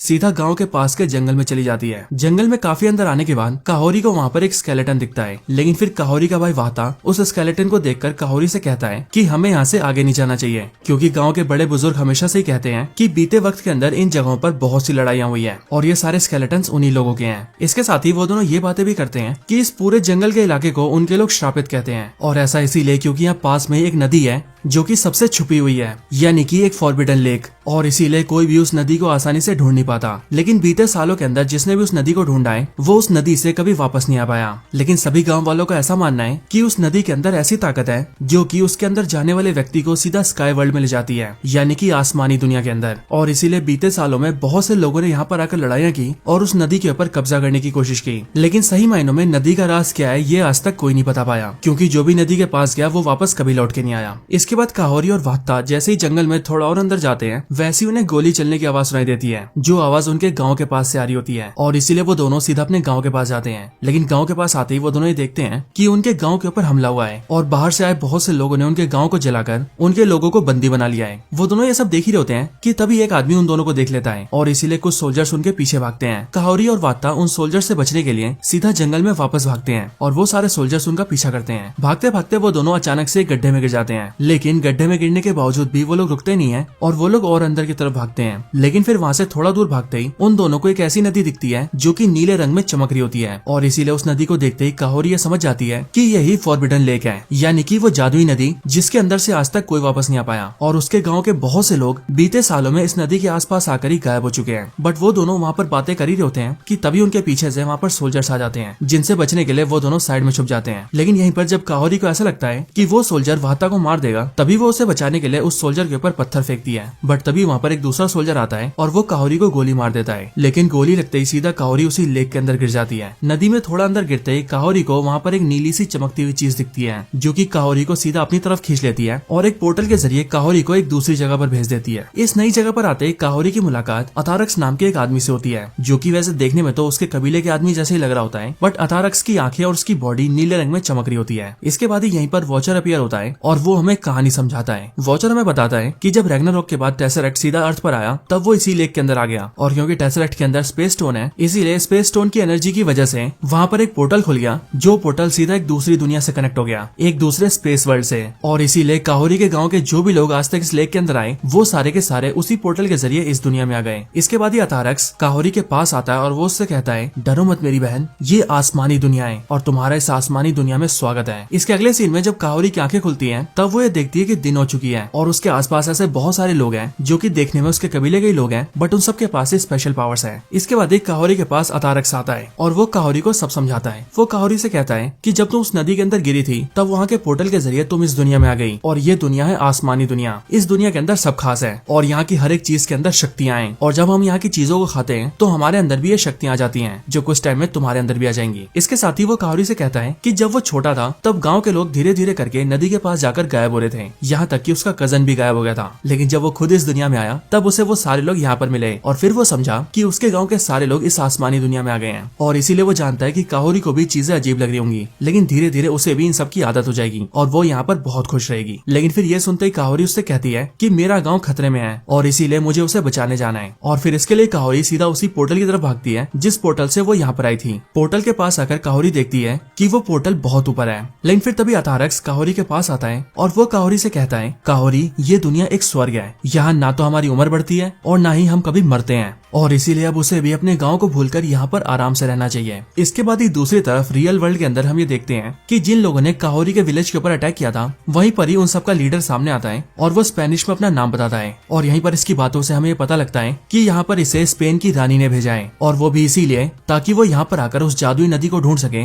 और उसे अपने कब्जे में ले सके, क्योंकि इन सब ने भी ये सुना है कि यहाँ पर एक ऐसी जादुई नदी है जो कि लोगों की उम्र को कम करके उन्हें जवान बना देती है और इसीलिए इन सब ने यहाँ पर आकर काहोरी के पूरे विलेज को जला दिया है और विलेज के सारे लोगों को बंदी बना लिया है। यहीं पर इन सब का लीडर गांव के लोगों से सवाल करता है और उनसे पूछता है कि बताओ वो जादुई नदी कहाँ पर है। लेकिन तभी उसके दो सोल्जर्स वाहता को पकड़कर उसके पास आते हैं और वो उस कमांडर से कहते हैं कि उन्हें उस लेक के बारे में पता लग गया है और वो ये जानते हैं कि वो जादुई नदी कहाँ पर है। इधर आसमानी दुनिया के अंदर काहोरी उस पोर्टल के जरिए बाहर निकलने की कोशिश कर रही होती है, लेकिन काफी सारी कोशिशों के बाद भी वो वहाँ से बाहर नहीं निकल पाती। इसके बाद अथारक्स काहोरी को लेकर सीधा सारे गाँव वालों के साथ मिलता है और वो सभी पास के खाली जगह पर आ जाते हैं जहाँ पर काफी सारे बुल भाग रहे होते हैं। यहीं पर अथारक्स काहोरी से कहता है कि इन सभी बुल्स के बैग के ऊपर जो ब्लू कलर की चीजें चमक रही हैं उन्हें वही हासिल करना है क्योंकि वही उनका खाना है और फिर इसके लिए वो उसे बताता है कि उसे इन एनिमल्स के सामने नहीं आना है बल्कि उसे साइड से उनके ऊपर जंप करना है और उस खाने को तोड़कर खा लेना है। इसके बाद काहोरी भी ऐसा ही करती है, बट काहोरी भागते भागते उन सबसे बहुत आगे निकल जाती है और फिर वो गलती से उन एनिमल्स के सामने आ जाती है। लेकिन फिर तभी काहोरी अनजाने में अपनी पावर्स को बहुत ज्यादा यूज कर लेती है जिससे कि वो अपने सामने खड़े एनिमल को बिल्कुल पलट देती है, जिस वजह से उसके बैक पर लगे बहुत सारे टुकड़े नीचे गिर जाते हैं। और फिर हम ये देखते हैं कि काहोरी ने उन सभी में सबसे ज्यादा खाना इकट्ठा किया है, जो देखकर सारे लोग काहोरी के लिए बहुत खुश होते हैं और इन सब की वजह से काहोरी को भी बहुत खुशी होती है। इधर रियल वर्ल्ड के अंदर वो सारे लोग अपने कमांडर के साथ मिलकर उस लेक तक पहुंच जाते हैं जहाँ उनका कमांडर बहुत सारे सोल्जर्स को पानी में उतार देता है और उनसे पूछता है कि क्या वो लोग जवान हुए। लेकिन सारे सोल्जर्स के ऊपर कोई असर नहीं होता, बट वो लोग जब तक अपने कमांडर को कोई जवाब दे पाते उससे पहले वो सारे लोग पानी के अंदर डूबने लगते हैं और एक एक करके सारे लोग डूब जाते हैं। कमांडर ये देखकर डर जाता है और वो ये फैसला लेता है कि वो इस नदी से दूर चला जाएगा और गाँव के जिन भी लोगों को उसने पकड़कर बंदी बनाया है वो उन्हें अपने साथ ले जाएगा ताकि वो उन्हें अपना नौकर बना सके। लेकिन इधर जितने भी सोल्जर्स नदी के अंदर डूब गए थे वो सारे पोर्टल के जरिए सीधा आसमानी दुनिया में आ जाते हैं और वहाँ पर काहोरी और उसके लोगों को देखकर उन पर अटैक करने जाते हैं। लेकिन काहोरी और उसके लोग इन बातों से बेफिक्र होकर वहाँ पर हंसी खुशी से गाना गा रहे होते हैं और नाच रहे होते हैं। और यहीं पर हम ये भी देखते हैं कि काहोरी भी अपनी दुनिया को भूलकर यहाँ पर बहुत खुश हो चुकी है, बट तभी वो सोल्जर्स वहाँ पर आकर उन पर फायरिंग कर देते हैं। लेकिन काहोरी अपनी पावर्स का यूज करके उन सारी बुलेट्स को रोक देती है और उन सभी सोल्जर्स को पीट देती है। इसके बाद काहोरी उन सारे लोगों के ऊपर चिल्लाती है और उन सभी से कहती है कि उस जादुई नदी ने उन सभी को इस आसमानी दुनिया में भेजा और इस दुनिया ने उन सभी को ताकत का तोहफा दिया। वो सब यहाँ पर बहुत पावरफुल बन गए, लेकिन इसके साथ ही वो सभी यहाँ पर आराम की जिंदगी जीने लगे। लेकिन वो सब लोग ये भूल गए कि वो सब आए कहाँ से हैं, लेकिन वो ये कभी नहीं भूलेगी और तब तो बिल्कुल नहीं जब उसके लोग मुसीबत में हों। और फिर इसके बाद ही काहोरी अपनी पावर्स को यूज करती है और आसमान में बने पोर्टल को सीधा नीचे ले आती है और फिर उस पोर्टल के पास आकर काहोरी सभी से कहती है कि वो अपने लोगों को बचाने जा रही है और इसीलिए अगर किसी को उसका साथ देना है तो वो उसके साथ आ सकता है। बट ये सुनकर अथारक्स उससे कहता है, काहोरी जंग लड़ना हमारे बस की बात नहीं है क्योंकि हम कोई सैनिक नहीं है और वैसे भी यहाँ पर सब कुछ है, देखो हम यहाँ पर कितने खुश हैं। बट ये सुनकर काहोरी कहती है कि आप सब खुश हैं लेकिन मेरे लोग खुश नहीं हैं और वो तकलीफ में है, इसीलिए मैं उन्हें बचाने जा रही हूँ। और फिर ये बोलकर काहोरी उस पोर्टल के जरिए सीधा अपनी दुनिया में वापस आ जाती है। इधर बाहर हम ये देखते हैं कि स्पेन से आए वो सारे अटैकर्स काहोरी के लोगों को शिप्स में बांधकर वहाँ से ले जा रहे होते हैं। लेकिन फिर तभी काहोरी वहाँ पर पहुंच जाती है और वो उन सभी सोल्जर्स के ऊपर अटैक कर देती है और एक एक करके वहाँ के सारे सोल्जर्स को पीट देती है। लेकिन फिर तभी उन सबका कमांडर काहोरी के ऊपर कैनन्स का अटैक करवा देता है, जो अटैक काहोरी को लग जाता है और वो नीचे गिर जाती है। और फिर तभी वो कमांडर काहोरी के पास आता है और वो अपनी तलवार निकालकर काहोरी को मारने वाला होता है कि तभी हम ये देखते हैं कि वहाँ पर आसमानी दुनिया से काहोरी के सारे लोग आ जाते हैं एंड देन वो सारे एक ही बार में उन सारे दुश्मनों के ऊपर अटैक कर देते हैं, जिसके बाद वो सब और काहोरी मिलकर सभी दुश्मनों को खत्म कर देते हैं और अपने सभी लोगों को बचा लेते हैं। और फिर इस तरह से काहोरी और उसके लोगों की जीत होती है। दूसरी तरफ हम ये देखते हैं कि स्पेन की रानी को भी एक खबर मिल जाती है कि उसके सारे लोग खत्म हो चुके हैं और फिर इसीलिए वो गुस्से से बोलती है कि आखिर वो कौन है जिसने उसके साथ ऐसा किया है। बट फिर तभी क्वीन के सामने एक पोर्टल खुलता है, जिस पोर्टल के अंदर से काहोरी और उसके लोग निकलते हैं और फिर काहोरी क्वीन से कहती है कि उन सब ने उसके लोगों को मारा है और अब वो यहाँ पर शांति के लिए आई है। वो चाहती है कि वो लोग शांति से रहें ताकि पीस मेंटेन रहे। बट ये बात सुनते ही क्वीन गुस्सा हो जाती है और वो काहोरी के ऊपर अटैक करने के लिए कहती है। बट जो भी सोल्जर उनके ऊपर अटैक करने जाते हैं, काहोरी उन सभी को बीट कर देती है और उनके वेपन्स को भी उनसे दूर कर देती है। एंड देन वो अपनी पावर्स को यूज करके क्वीन को भी मजा चखाती है और उसके थ्रोन को तोड़ देती है। और फिर वो क्वीन से कहती है कि अगर उनके ऊपर फिर से कोई हमला हुआ तो फिर उसके बाद क्वीन और उसके लोगों के साथ बहुत बुरा होगा। और फिर इस तरह से हम ये देखते हैं कि काहोरी ने शांति को बरकरार कर दिया है। बट तभी यहाँ पर थोड़ी अजीब चीज होती है और चीज ये होती है कि यहीं पर एक पोर्टल के जरिए स्ट्रेंज सुप्रीम आता है, यानी कि व्हाट इफ का वही डॉक्टर स्ट्रेंज जिसने की अल्ट्राविजन को हराया था। और यहाँ पर आकर वो काहोरी से कहता है कि मेरा नाम डॉक्टर स्टीफन स्ट्रेंज है और वो उसे यानी कि काहोरी को बहुत लंबे टाइम से ढूंढ रहा है। और फिर यहीं पर ही एपिसोड एंड हो जाता है। एपिसोड 7। तो इस एपिसोड की स्टार्टिंग होती है वॉचर से, जहाँ पर वॉचर हम सभी से कहता है कि एसगार्ड के ऑल फादर ओडिन ने अपनी बेटी गॉडेस ऑफ डेथ हेला के साथ मिलकर पूरे 9 रियाम्स को कैप्चर कर लिया था। लेकिन एक बार 9 रियाम्स को जीतने के बाद भी हेला की भूख बढ़ती गई, लेकिन ओडिन ने हथियार डाल दिए और आगे कोई भी जंग लड़ने से मना कर दिया। और अब क्योंकि ओडिन हेला का साथ नहीं दे रहा था, इसीलिए हेला ओडिन से विद्रोह कर देती है। और वैसे तो एमसीयू के यूनिवर्स के अंदर जब हेला ने ओडिन से विद्रोह किया था, तब ओडिन ने अपनी पावर्स का यूज करके हेला को हेल के अंदर कैद कर दिया था, जिसके बाद वो सालों तक वहीं पर कैद रही। लेकिन इस यूनिवर्स के अंदर कुछ अलग हुआ, और ये अलग क्या हुआ हम आगे इस एपिसोड में देखेंगे। यहाँ पर हम ये देखते हैं कि इस यूनिवर्स के अंदर हेला ओडिन का विद्रोह करके उसकी तरफ अपना म्योनिर फेंकती है, लेकिन ओडिन म्योनिर को पकड़ लेता है और एक ही बार में उसे डिस्ट्रॉय कर देता है, बिल्कुल ठीक उसी तरह से जिस तरह से एमसीयू के अंदर हेला ने थॉर का हैमर तोड़ा था। और फिर म्योनिर को डिस्ट्रॉय करने के बाद ओडिन हेला की सारी पावर्स को ले लेता है और उसके सर के क्राउन को भी छीन लेता है। और फिर हेला की सारी पावर्स को ले लेने के बाद ओडिन हेला को अर्थ पे भेज देता है। और फिर इसके बाद ही ओडिन हेला के क्राउन के ऊपर एन्चेंटमेंट लगाता है और वो एन्चेंटमेंट में कहता है कि जो भी इस क्राउन को उठाएगा, अगर उसके मन में हमदर्दी और दया होगी तो उसके अंदर हेला की सारी पावर्स आ जाएंगी। और फिर ये बोलने के बाद ओडिन हेला के उस क्राउन को भी अर्थ पर फेंक देता है। अगले सीन के अंदर हम ये देखते हैं कि हेला का क्राउन सीधा आकर शू वेनवू के इलाके में गिरता है और इसीलिए जैसे ही वेनवू को इसकी खबर मिलती है, वैसे ही वो अपने आदमियों को इकट्ठा करके सीधा हेला के क्राउन के पास आता है। और यहीं पर ही हम ये भी देखते हैं कि वेनवू के हाथों में 10 रिंग्स भी होते हैं। लेकिन फिर तभी वहाँ पर गॉडेस ऑफ डेथ हेला आती है और वो वहाँ खड़े वेनवू और उसके सोल्जर से कहती है कि मुझे मेरा क्राउन ला कर दो। लेकिन तभी वेनवू उसके पास आता है और वो ऐसा करने से मना कर देता है और वो हेला से कहता है कि तुम्हें मुझसे डरना चाहिए। लेकिन हेला वेनवू की बात सुनकर उसका मजाक उड़ाती है और वो उससे कहती है कि मैं गॉडेस ऑफ डेथ हूँ। लेकिन फिर तभी वेनवू के सोल्जर्स उस पर अटैक कर देते हैं, जिस अटैक के अंदर जैसे हेला के मुंह पे एक पंच पड़ता है, वैसी वो नीचे गिर जाती है और उसके मुंह से खून भी निकलता है। बट फिर इसके बाद वो सारे सोल्जर्स को पीटने लगती है। लेकिन ये देखकर वेनवू अपने 10 रिंग्स का यूज करता है और वो हेला को जकड़ लेता है। लेकिन फिर तभी हेला वेनवू से कहती है कि एक बार मुझे मेरा क्राउन हासिल करने दो, तब उसके बाद मैं तुम्हें अपने घुटनों पर लाऊंगी। और फिर ये सुनते ही वेनवू हेला को एक मौका देता है और वो उससे कहता है कि वो उस क्राउन को उठा सकती है। बट जैसी हेला अपना क्राउन उठाने जाती है, वैसे ही वो बहुत कोशिशों के बाद भी अपने क्राउन को उठा नहीं पाती, क्योंकि एज ऑफ कोर्स अब हेला अपनी पावर्स खो चुकी है और उसके क्राउन के ऊपर भी ये एन्चेंटमेंट लगाए कि जिसके भी मन में दया भावना होगी वही इस क्राउन को उठा पाएगा और हेला की पावर्स को पोजेस कर पाएगा। और अब क्योंकि हेला अपने क्राउन को उठा नहीं पाती, इसीलिए वेनवू हेला को उठवा लेता है और वो हेला को अपनी लोकेशन पर ले आता है। और यहाँ पर लाने के बाद वेनवू हेला को अपनी ट्रेडिशनल ड्रेस पहनाता है और उसके साथ बैठ के डिनर करता है। और फिर यहीं पर हम ये देखते हैं कि वेनवू हेला को पसंद करने लगा है, बट हेला इस बात का फायदा उठाती है और वो वेनवू पर अटैक कर देती है और उसके 10 रिंग्स को उसके हाथों से निकालने की कोशिश करती है। बट वो ऐसा नहीं कर पाती और तभी वहाँ पर वेनवू के सोल्जर्स आ जाते हैं, जिनकी वजह से हेला को वहाँ से भागना पड़ता है। भागते हुए हेला पास के एक अस्तबल में आ जाती है, जहाँ पर आकर उसकी मुलाकात होती है मॉरिस से, जिसके बाद मॉरिस उसकी हेल्प करता है और फिर हेला एक घोड़ा लेकर मॉरिस के साथ वहाँ से भाग जाती है। भागते भागते मॉरिस हेला को सीधा तालो के जंगल ले जाता है, लेकिन उस जंगल को पार करने के बाद ही हेला के ऊपर हमला हो जाता है। और फिर जब हेला देखती है कि वो हमला किसने किया है, तब उसके सामने जियांग ली खड़ी होती है, यानी कि वही लेडी जो कि शैंग-ची मूवी के अंदर शैंग-ची की मदर होती है और ये बिलोंग करती है टालो से। और क्योंकि यहाँ पर जियांग ली की मार की वजह से हेला बेहोश हो गई थी, इसीलिए वो उसे टालो ले जाती है, जहाँ पर जैसी हेला की आंखें खुलती है वैसी वो देखती है कि वो टालो के अंदर है, जहाँ उसके आसपास टालो के बहुत सारे लोग होते हैं। यहाँ पर जियांग ली उसे सबसे इंट्रोड्यूस करवाती है और वो उससे कहती है कि इस जगह का नाम टालो है, जो कि बेसिकली इस दुनिया का बॉर्डर है और हम जानते हैं कि तुम हेला हो और हमारा काम ये है कि हम दुनिया को बाहरी खतरों से बचाते हैं और हमारे लिए तुम भी एक खतरा हो। सो दैट्स व्हाई हम तुम्हें यहाँ पर लाए हैं। बट यहीं पर हेला उन सबको ये यकीन दिलवाती है कि वो किसी को कोई नुकसान नहीं पहुंचाएगी और इसीलिए किसी को भी उससे कोई खतरा नहीं है। और इसके साथ ही क्योंकि हेला जियांग ली की फाइटिंग टेक्निक से बहुत इंप्रेस होती है, इसीलिए वो उससे कहती है कि वो उसे भी अपनी सारी लड़ाई की तकनीकें सिखाएं। हालांकि ये सुनकर टालो के बाकी लोग इस पर विरोध जताते हैं, लेकिन जियांग ली इसके लिए मान जाती है और वो सभी से कहती है कि वो संभाल लेगी। इनके साथ ही यहीं पर हम यहाँ का ड्रैगन भी देखते हैं, जिस ड्रैगन को देखकर हेला भी शॉक हो जाती है। इधर दूसरी तरफ एसगार्ड के अंदर हम ये देखते हैं कि हेला के टालो के अंदर जाते ही हेला हेमडाल को दिखना बंद हो गई थी और इसीलिए हेमडाल सीधा ओडिन के पास आता है और उसे ये बताता है कि वो हेला को नहीं देख पा रहा है। इसके साथ ही हेमडाल हेला के साथ दिखने वाले वेनवू के बारे में भी ओडिन को सब बताता है और इसीलिए हेमडाल की सारी बातें सुनकर ओडिन को ऐसा लगता है कि वेनवू ने उसकी बेटी हेला को मारा है। और अब क्योंकि हेला मर चुकी है इसीलिए वो हेमडाल को दिख नहीं रही है। और अब क्योंकि वेनवू के हाथों में जो 10 रिंग्स हैं वो ओडिन की नजरों में एक खतरनाक चीज है, इसीलिए ओडिन ये फैसला करता है कि वो अर्थ पर जाएगा और वेनवू से उन 10 रिंग्स को छीन लेगा ताकि वो दुनिया में कोई खतरा न पैदा कर सके।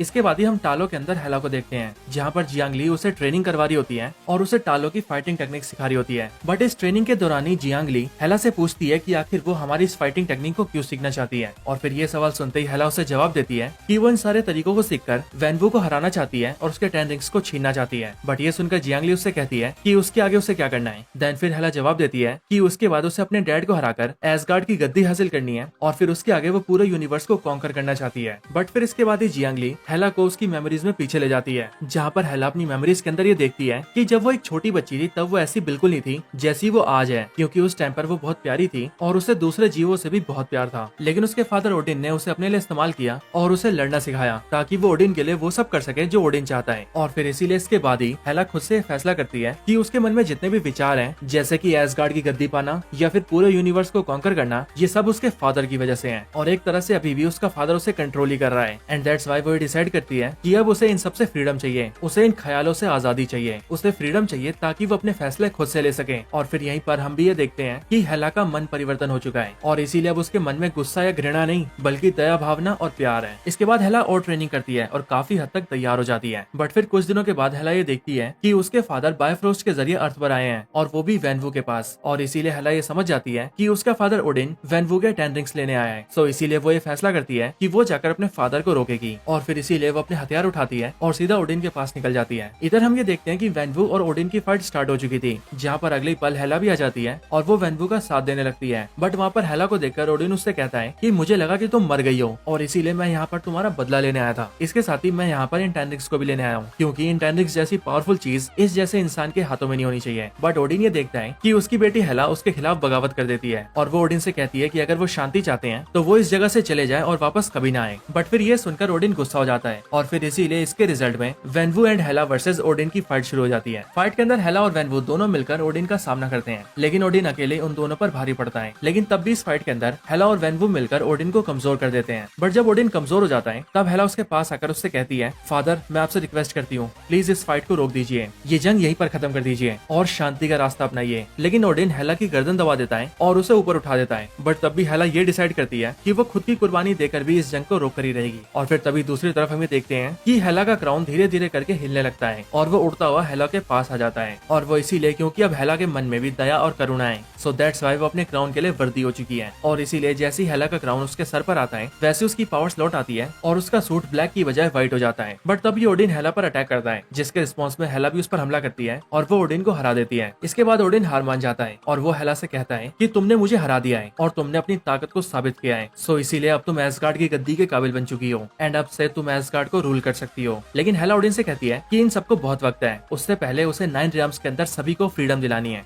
इसके बाद जंग खत्म होती है और फिर हम ये देखते हैं कि एसगार्ड और 10 रिंग्स दोनों ने कोलैबोरेशन कर लिया है और इसीलिए अब से ये दोनों मिलकर यानी कि एसगार्डियन आर्मी और 10 रिंग्स की आर्मी दोनों मिलकर 9 रियम्स के अंदर सभी को फ्रीडम दिलवाते हैं और सब जगह पीस मेंटेन करते हैं। और फिर इसी तरह से ये एपिसोड यहीं पर एंड हो जाता है। एपिसोड 8। तो इस एपिसोड की स्टार्टिंग ठीक उसी यूनिवर्स से होती है जिस यूनिवर्स में एपिसोड 5 के एंड में कैप्टन कार्टर पहुंच गई थी, यानी कि ठीक वही यूनिवर्स जहां पर उसे स्कारलेट विच लाई थी और वहां पर आते ही उसकी मुलाकात फ्यूरी और स्कारलेट विच से होती है। तो इसी यूनिवर्स में एपिसोड के स्टार्ट होते हैं हम ये देखते हैं कि इस यूनिवर्स के अंदर जो टाइमलाइन होती है वो होती है 1602 यानी कि 1602, और यहीं पर हमें पता लगता है कि इस दुनिया के किंगडम को हेला रूल करती है, यानी कि हेला यहाँ की रानी है और उसके 2 छोटे भाई हैं जो कि हैं थॉर और लोकी, और ये तीनों ही यहाँ पर मिलकर रहते हैं। यहाँ पर हम ये देखते हैं कि सभी ने मिलकर यहाँ पर एक ड्रामा ऑर्गेनाइज किया होता है, जहाँ पर लोकी ड्रामा कर रहा होता है और बहुत सारे लोग उसे देख रहे होते हैं। बट तभी हम ये देखते हैं कि उनके ऊपर आसमान में एक पोर्टल खुल जाता है, जो कि बेसिकली एक स्पेस होल जैसा होता है, और वो होल धीरे धीरे करके वहाँ के लोगों को खींचने लगता है।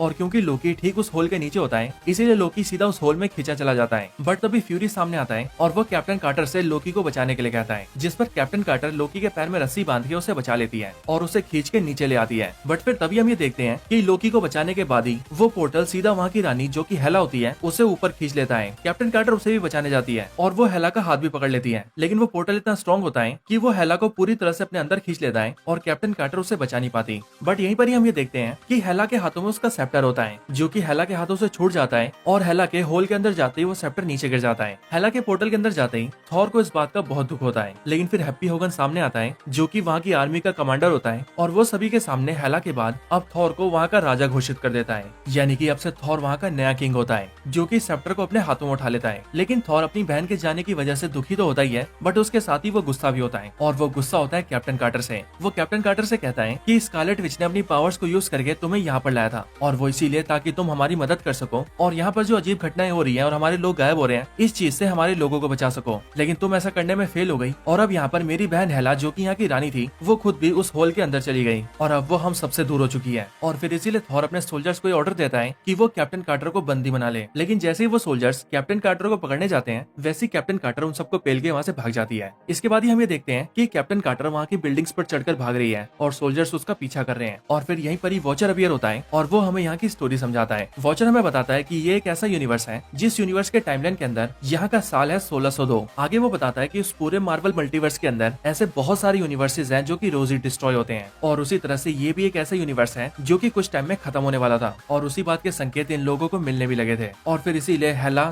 थॉर, स्कारलेट विच और बाकी सब ने मिलकर अपने लोगों को बचाने के लिए एक प्लान बनाया, जिस प्लान के अंदर स्कारलेट विच ने अपनी मैजिकल पावर्स को यूज किया और उसने आसपास के यूनिवर्स से एक वॉरियर को बुलाया। अब ये चीज बेसिकली एक जुआ खेलने जैसी थी, क्योंकि जब स्कारलेट विच ने अपनी पावर्स को यूज करके आसपास के यूनिवर्सेस में किसी वॉरियर को ढूंढा, तब उसे अपनी पावर से कैप्टन कार्टर मिली, जो कि उसकी पावर्स की वजह से उसके यूनिवर्स में आ गई। और फिर उसे देखकर उन सभी को ऐसा लगा कि वही है जो कि अब उनकी रियलिटी को बचाएगी और उनकी दुनिया में जो अजीबोगरीब इवेंट्स हो रहे हैं उनको रोकेगी। और फिर इसीलिए कैप्टन कार्टर ने भी यहाँ पर आते ही यहाँ के सुपर हीरोज को ज्वाइन कर लिया और इनके यूनिवर्स को बचाने में जुट गई। लेकिन अब जब उस बात को कई हफ्ते बीत चुके हैं, तब आप सब ये देख ही सकते हैं कि किस तरह से यहाँ की रानी हेला भी उस स्पेस होल के अंदर चली गई, और इसीलिए यहाँ पर कैप्टन कार्टर को एक फेलियर समझा गया, जिस वजह से आज उसे यहाँ पर भागना पड़ रहा है। और उससे ही बड़ी बात तो ये है कि कैप्टन कार्टर को ये पता भी नहीं है कि उसे भागकर जाना कहाँ है। बट यहीं पर ही हम ये देखते हैं कि वॉचर के इतना बोलते ही कैप्टन कार्टर उसकी तरफ देखते हुए उससे कहती है कि मैं तुम्हारी बातें सुन सकती हूँ, जो सुनकर वॉचर भी शॉक हो जाता है और वो कैप्टन कार्टर से कहता है, क्या सच में तुम मुझे सुन सकती हो? जिस पर कैप्टन कार्टर उससे कहती है,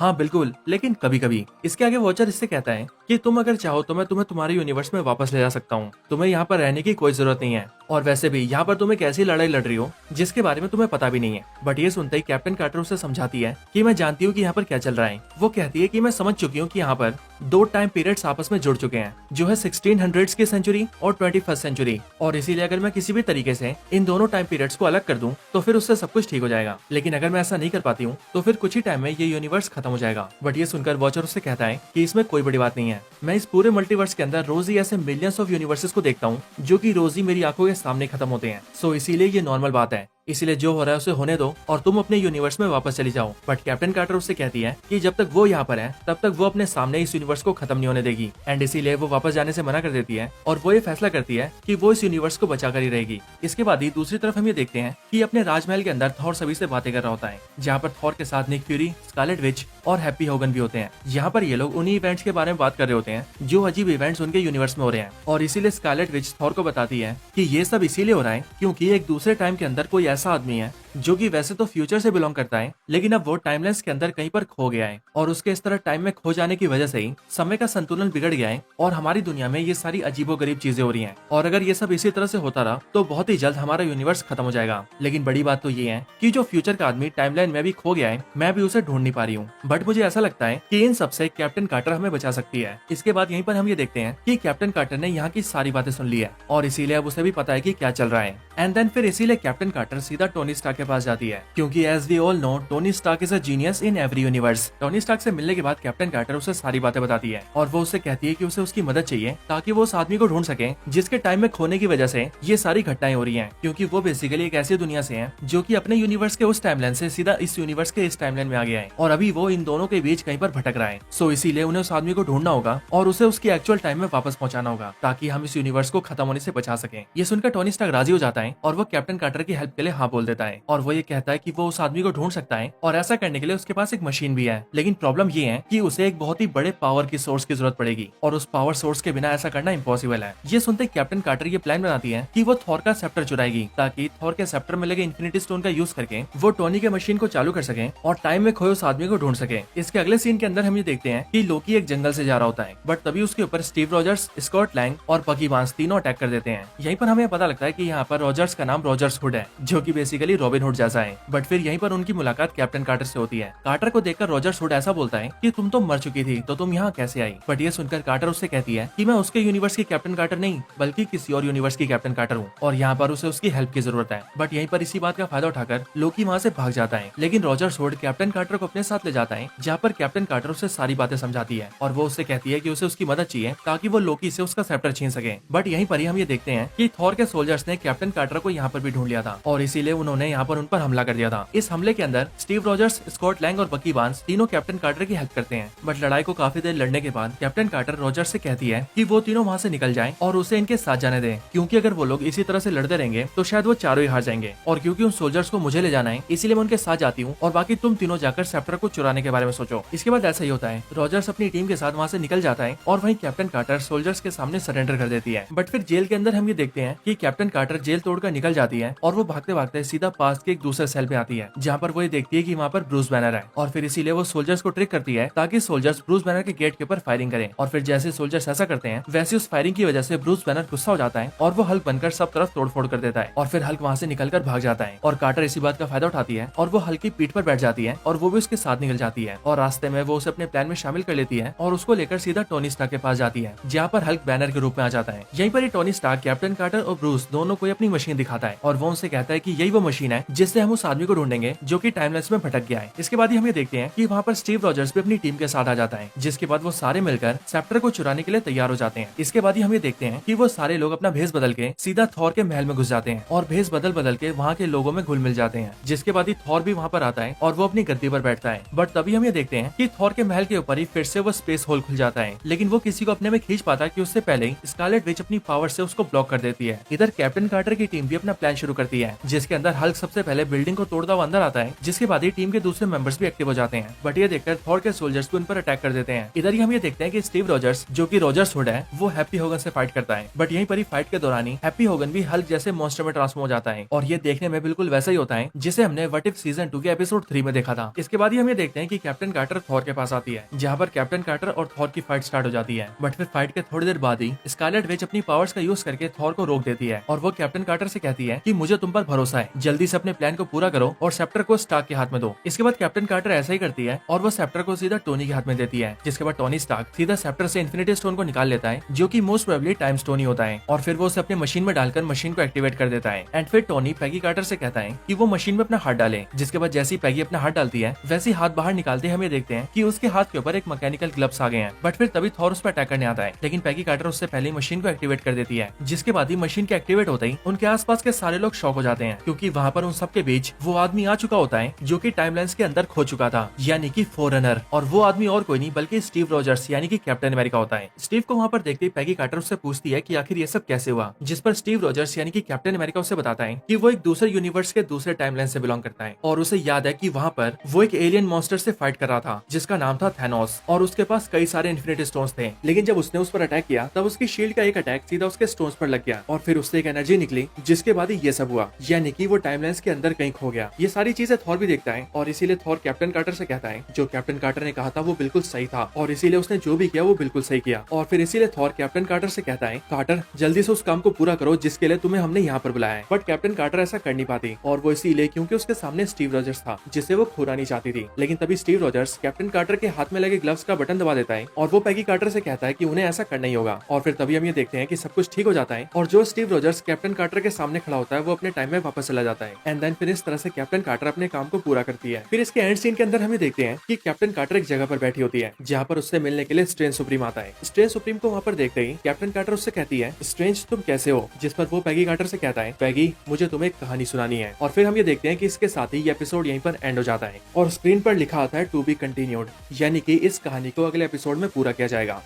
एपिसोड 9 फाइनल एपिसोड। तो इस एपिसोड की स्टार्टिंग ठीक उसी जगह से होती है जहाँ पर ही पिछला एपिसोड एंड हुआ था। और लास्ट एपिसोड के अंदर हमने देखा था कि कैप्टन कार्टर एक ऐसे यूनिवर्स में थी जिस यूनिवर्स का टाइमलाइन 1602 था और वहीं पर ही कैप्टन कार्टर से मिलने के लिए स्ट्रेंज सुप्रीम आता है। तो यहीं पर ही हम ये देखते हैं कि स्ट्रेंज सुप्रीम और कैप्टन कार्टर दोनों एक दूसरे से बातें करते हैं और यहीं पर ही स्ट्रेंज सुप्रीम कैप्टन कार्टर से कहता है कि उसे उसकी एक छोटी सी हेल्प चाहिए। इसके बाद ही हमें स्ट्रेंज सुप्रीम की पुरानी स्टोरी दिखाई जाती है जहाँ पर वॉचर इस चीज को एक्सप्लेन करते हुए हमें बताता है कि ये डॉक्टर स्ट्रेंज एक ऐसे यूनिवर्स से बिलोंग करता था जिस यूनिवर्स के अंदर क्रिस्टीन पार्मर मर जाती है और फिर अपनी लव इंटरेस्ट क्रिस्टीन को जिंदा करने के लिए ये ना सिर्फ मैजिक सीखता है बल्कि बहुत सारी मिस्टिकल एंटिटीज को अपने अंदर अब्सॉर्ब करके बहुत ज्यादा पावरफुल भी बन जाता है। बट उसके बाद ये ना सिर्फ पूरी तरह से करप्ट हो जाता है बल्कि उसके अलावा ये ना तो क्रिस्टीन को बचा पाता है और ना ही अपने पूरे यूनिवर्स को, और इसका यूनिवर्स इसी की वजह से कोलैप्स हो जाता है। और अब इसके आगे वॉचर कहता है कि अब दो सुपर हीरोज को एक साथ आकर एक ऐसे खतरे का सामना करना होगा जैसा खतरा पूरे मल्टीवर्स ने पहले कभी नहीं देखा। इसके बाद ये एपिसोड की कहानी आगे बढ़ती है जहाँ पर स्ट्रेंज सुप्रीम कैप्टन कार्टर को लेकर सीधा अपने सेंटम इन्फिनिटम में लाता है और ये जगह बेसिकली सेंटम सेंटोरम जैसी होती है। यहाँ पर लाने के बाद स्ट्रेंज सुप्रीम कैप्टन कार्टर को कई सारी पॉकेट डायमेंशंस दिखाता है जो कि देखने में शीशे के बॉल्स की तरह होती है और वो उसे बताता है कि इन सब के अंदर उसने इन्फिनिटी अल्ट्रॉन, थैनोस, लोकी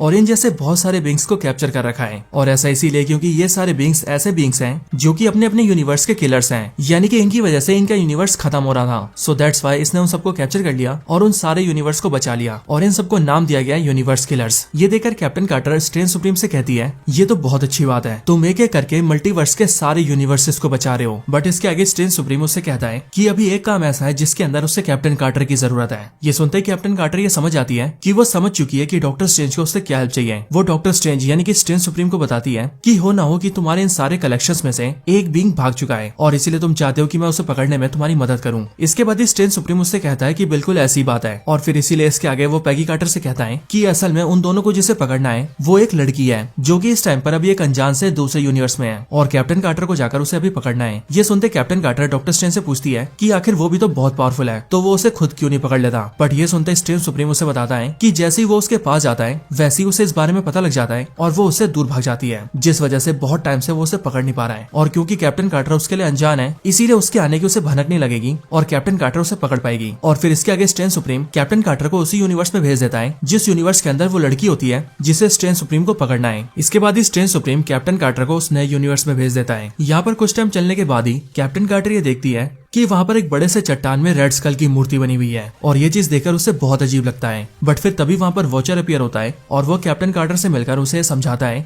कि ये बेसिकली एक ऐसा यूनिवर्स है जिसके अंदर स्टीव रॉजर्स और पैगी कार्टर दोनों ही मर चुके हैं और इसीलिए रेड स्कल और हाइड्रा को रोकने वाला कोई भी नहीं है। सो दैट्स व्हाई इस यूनिवर्स के अंदर हाइड्रा ने पूरे वर्ल्ड को कॉन्कर कर लिया है और वो पूरे वर्ल्ड के ऊपर रूल करते हैं। बट फिर इसके बाद वॉचर वहाँ से गायब हो जाता है। लेकिन फिर अगले पल हम ये देखते हैं कि वहाँ पर कोई शख्स बहुत ही तेजी से मूव कर रहा होता है और फिर वो कैप्टन कार्टर के ऊपर अटैक करता है और फिर उस पर कई अटैक्स करने के बाद वो कैप्टन कार्टर के सामने आ जाती है। सामने आते कैप्टन कार्टर उस पर अपनी शील्ड फेंकती है और फिर शील्ड के नीचे होते ही हमें पता लगता है कि वो और कोई नहीं बल्कि काहोरी है, यानी कि स्ट्रेंज सुप्रीम ने कैप्टन कार्टर को काहोरी को पकड़ने के लिए भेजा है। यहाँ पर आते काहोरी कैप्टन कार्टर से कहती है, मैं जानती हूँ तुम्हें स्ट्रेंज सुप्रीम ने यहाँ पर भेजा है और मैं ये भी जानती हूँ कि उसने तुमसे ये कहा होगा कि तुम और वो दोनों मिलकर मल्टीवर्स को बचा रहे हैं और इसके लिए तुम्हें मुझे पकड़कर उसके पास ले जाना है। लेकिन सच्चाई तो ये है कि मैं कोई यूनिवर्स किलर नहीं हूँ बल्कि असली यूनिवर्स किलर तो वो है। इसके बाद ही वो दोनों एक दूसरे को अपना नाम बताते हैं और काहोरी कैप्टन कार्टर से कहती है कि मैं तुम्हारी दुश्मन नहीं हूँ और अगर हम चाहे तो दोनों मिलकर एक साथ काम कर सकते हैं, क्योंकि ऐसी बहुत सी बातें हैं जो स्ट्रेंज सुप्रीम ने तुमसे झूठ कही है। बट वो दोनों इसके आगे कुछ बोल पाते हैं कि इससे पहले ही स्ट्रेंज सुप्रीम अपनी पावर्स को यूज करके उन दोनों को अपने पास बुला लेता है। एंड देन फिर हम ये देखते हैं कि स्ट्रेंज सुप्रीम काहोरी के ऊपर अपनी पावर्स यूज करता है और काहोरी को कमजोर करने की कोशिश करता है। बट ये चीज देखकर कैप्टन कार्टर को काफी अजीब लगता है और इसीलिए वो स्ट्रेंज सुप्रीम से कहती है